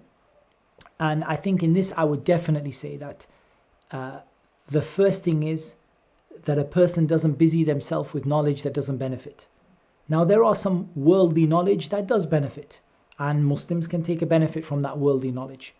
But that worldly knowledge, it should be a servant to your religion. Why did the Muslims excel in mathematics? Why did the Muslims excel in the movements of the stars? To serve their religion, for calculation of the prayer, for the things that mattered to the Muslims. It wasn't that they learned those things for the purpose of them in themselves, just for the sake of knowledge in itself, or just for the sake of those things in themselves. Rather, they learned worldly sciences to help them one way or another to get near to Allah Azza wa Jal. That's the ultimate goal. Also, it's really important who is your teacher, because ultimately you are influenced by every teacher that you have. And even if that teacher is teaching you mathematics or teaching you history or teaching you English, ultimately that teacher conveys some of what they believe. And you mentioned, Sheikh, when you're studying linguistics, and how it's impossible that a teacher will not convey some of what they believe. And that's why it's so dangerous for a person to say, oh, this person's only teaching me ... So I think a person has to protect himself against that. They have to take only what they need from that. And even worse than that is learning Islam from the non-Muslims. And this is, wallah, Shaykh, I can't, to be honest with you, every time somebody tells me about this, and you know, I'm at the moment right now, I'm in Newcastle, and we have nearby Durham University, and there's a very famous non-Muslim who's very famous for his knowledge of Islamic finance. And the Muslims queue up to learn from him. And wallahi, what do you want to learn from somebody who spent their life learning Islam and didn't come to the conclusion, La ilaha illallah? What do you want to learn from that person after that? What good can you possibly learn from that individual after that? And then, anyways, in any case, even if a person just takes the minimum, but to treat that person then as a sheikh, as a you know, and to behave like a talmeed, you know, like sitting at their feet and writing down everything they say. To me, honestly, you take the minimum that you need in order to get that knowledge that will benefit you in your, ultimately, you know, in your worldly sciences that will benefit you. But as for a person who spends their whole life in these worldly sciences, or learns them just for the sake of it, or venerates the non-Muslims who teaches them and raises them up to a level, I worry about that. I think that has a lot of dangers in it for that person, a lot of means that could put shubuhat into that person's heart. And at a minimum, I would say, an example, if we talk about the Darwinian theory of evolution, for example, and how many people have become confused and lost because of this. Ultimately, if you do come across this, for example, all our children who study biology at GCSE, they're going to come across this, right? They're going to come across this concept. At least they need to realize this contradicts my religion, go back and get the Islamic answer to it. And if you get that, you will not have any, I mean, you'll look at it and say it's nothing. It's not even a theory. It should just be termed under funny philosophical thought, because it doesn't come aslan. It's not ilmi in the first place. It's not even scientific to even call it scientific. But the thing is that people absorb this and they don't go and get the cure. Now they got poisoned, but they didn't go and seek a cure for it until it grows in their heart. So those are some things that I would say about the worldly sciences. What do you think, Sheikh? Sahih. Abu Zakaria, he asked the question, he said, if someone gets affected by a doubt and can't remove it, does this indicate that there's something wrong with this person's sincerity? Sheikh, I'm going to leave that one for you.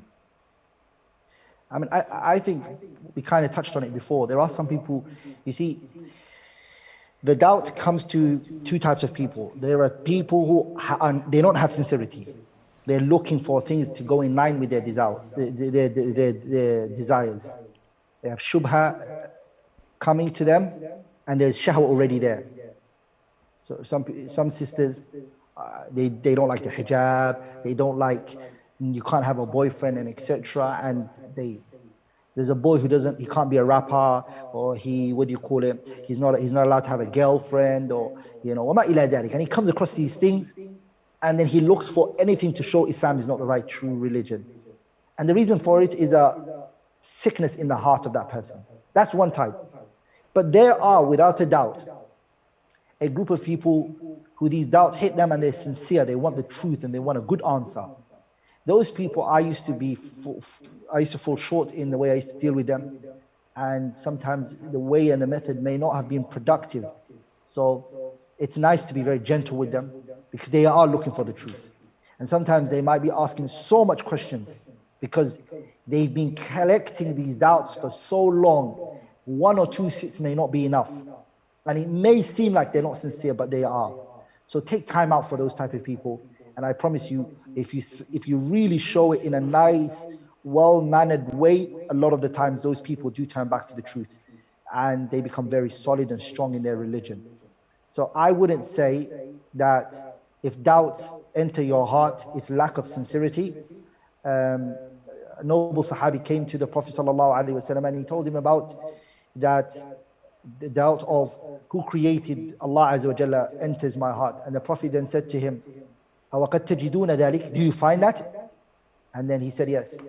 And then the Prophet ﷺ said, هَذَا صَرِيحُ الْإِيمَانِ. And what he meant by that is that when that doubt comes and you repel it and you ignore it and you just push it away, it shows that you've got Iman and you don't want to give weight to that. You see? So doubts coming to you is from the whispers of shaitan, and you have an enemy who's not going to give up on you. But what is then needed is practical steps that you need to take. Number one, seek Islamic knowledge. Don't let this doubt stay in your heart. Come out, ask, don't ignore it. If you're sick, you go to a doctor. And if a doubt is in your heart, you're ill, go to the doctors, which are the scholars and the people of knowledge. As the Prophet ﷺ said in the hadith, إِنَّمَا شِفَاءُ الْعِيِّ السُّؤَالِ. The cure to ignorance is questioning the people of knowledge. Is there anything you want to add on to that, Sheikh? No, just to add as well to say about the difference between someone having a general feeling that it's wrong and trying to push it out. ذَاكَ صَرِيحُ الْإِيمَانِ. This is what Iman is.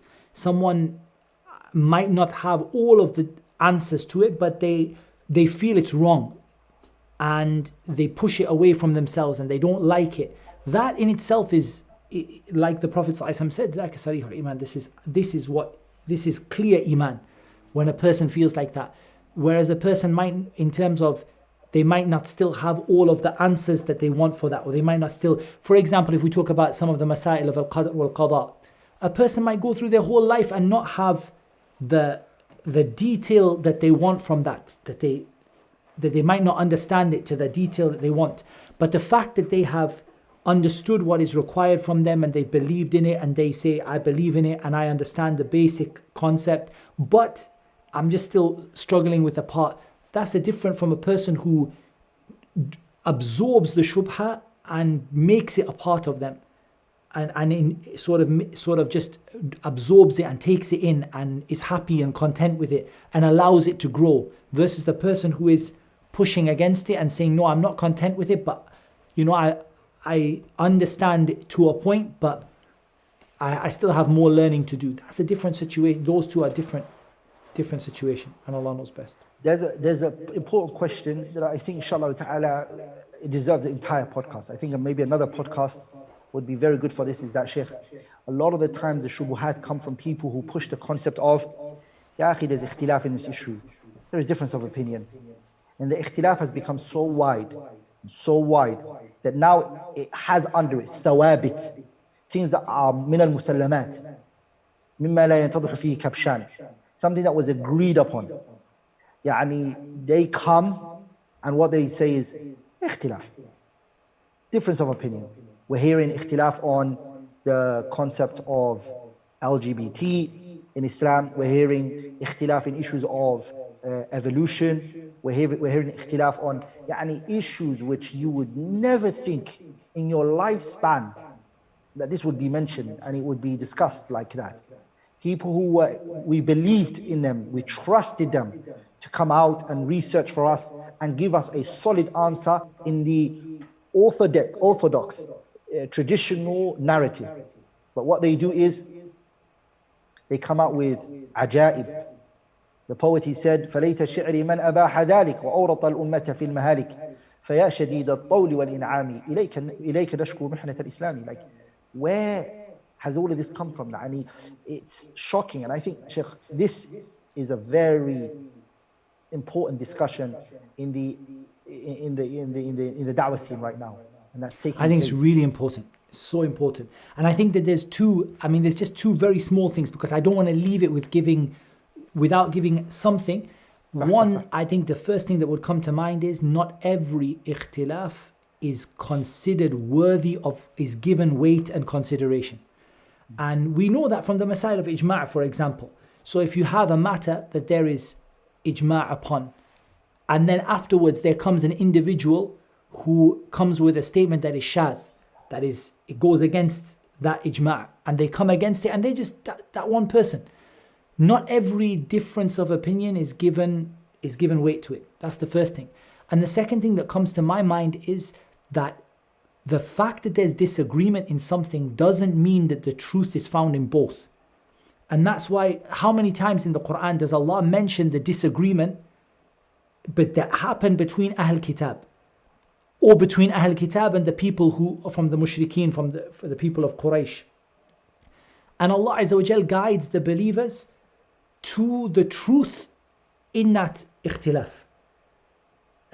So that when Allah Azza wa Jal guides you to the truth in that, it shows you the fact that there is ikhtilaf doesn't make it permissible to take both of those opinions, or to consider them to be equal, or to say whichever of the two you take is fine. Because Allah mentioned the differences between Ahl Kitab, and Allah mentioned that He guides the believers to which one of them is true, to the haqq. And that shows us that it's not the case that the fact that, because some people have that idea that the fact that there is a difference of opinion in something makes it permissible for me to either choose or to give weight to both things. Yet the people of the book differed over things that Allah never gave them any authority for, and Allah didn't permit them for that differing. He didn't say that you're allowed to have that differing, or each one is allowed to have that opinion. Rather, there is a truth, and there is a وَمَاذَا بَعْدَ الْحَقِّ إِلَّا الضَّلَالِ. There's nothing after the truth except for falsehood. If I add on to that, just this point is very important. The first point you mentioned, which is وَلَيْسَ كُلُّ خِلَافٍ جَاءَ مُعْتَبَرًا إِلَّا مَا كَانَ لَهُ حَظٌّ مِنَ النَّظَرِ. Not every khilaf is given weight, without a doubt. And that's why scholars like Ibn al-Qayyim in his kitab I'lam al-Muwaqqi'in, he corrects the people who say لا إنكار في مسائل الخلاف. He says, wrong. It's meant to be لا إنكار في مسائل الاجتهاد. And there's a difference between khilaf and ijtihad. If khilaf means the khilaf we have the Christians and the Jews and the Ahlul Bid'ah, the khilaf here is considered, we don't accept it. But the issues of ijtihad are issues which are based on interpretation, and the text is not clear in this matter.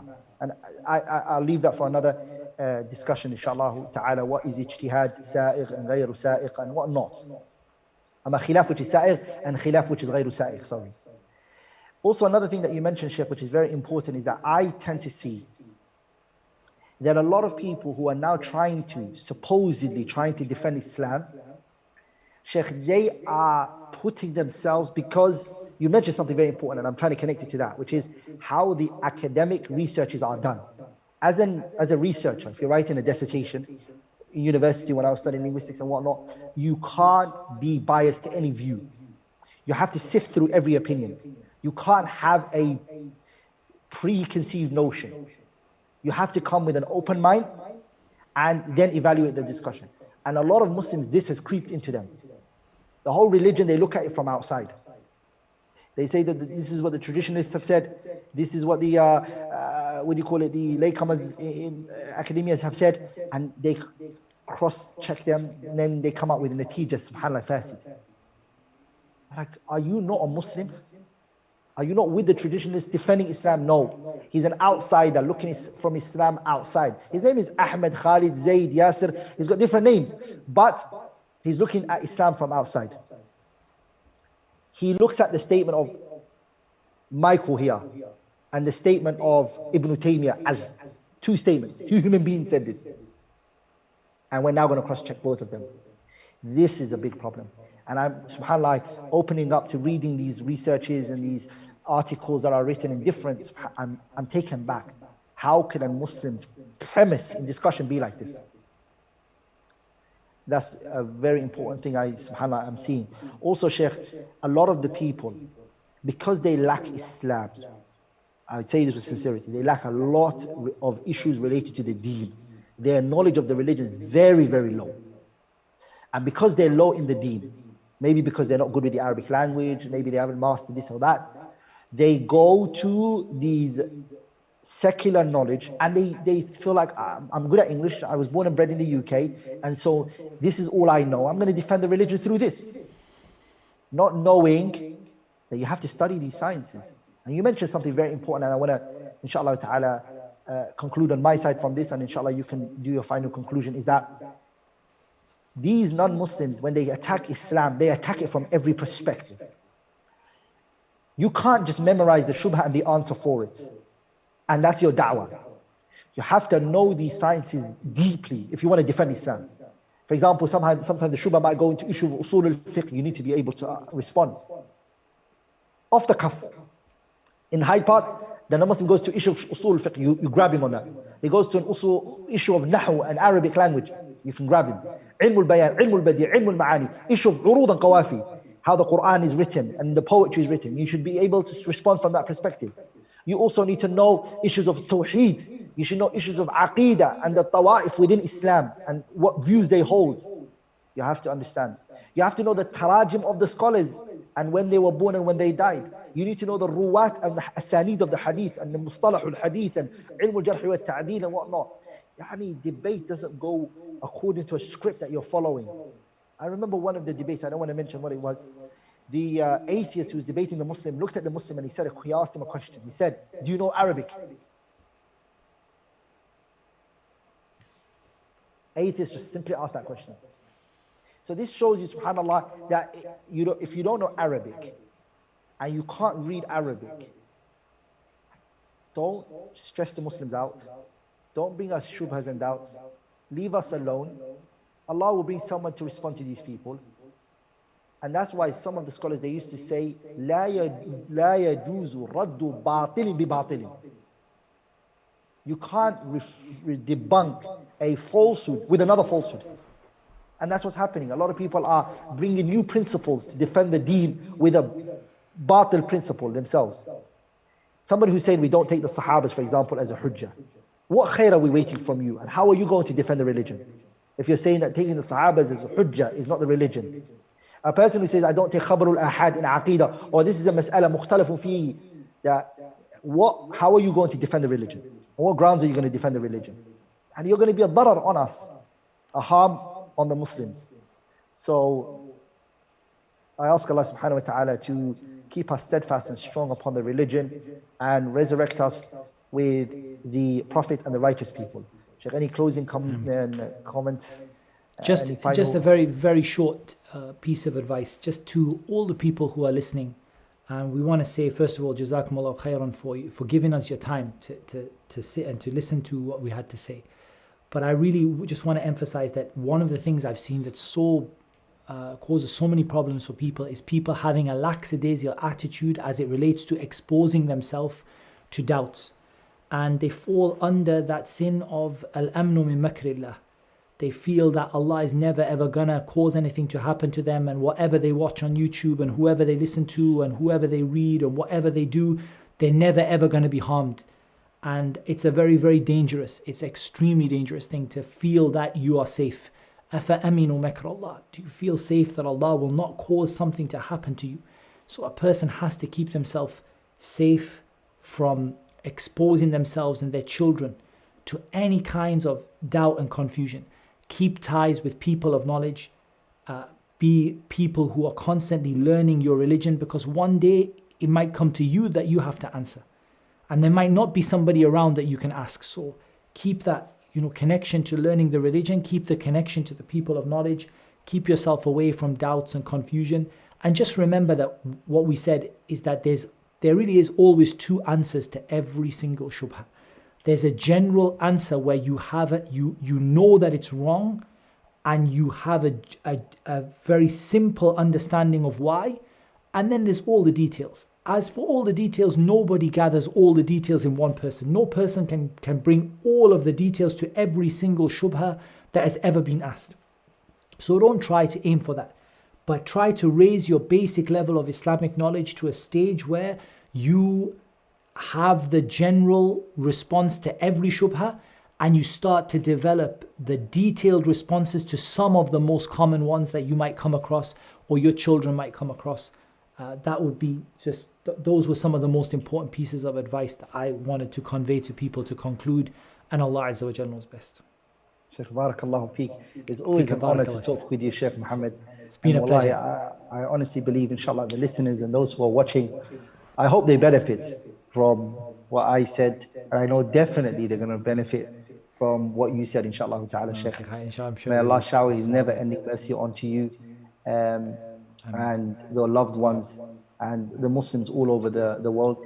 Also, may Allah subhanahu wa ta'ala reward the brothers who took their time out, who are working behind the scenes to make all of this happen and putting the everything in place. May Allah also bless them and reward them in abundance. And also I want to say Jazakumullah khairan for those who are listening to us and taking their time out. Anything which we have said that was wrong is from ourselves, and anything which was wrong, it's again from us, and anything that we said that was right is from Allah and His Messenger. سبحانك اللهم وبحمدك أشهد أن لا إله إلا الله أستغفرك وأتوب إليك.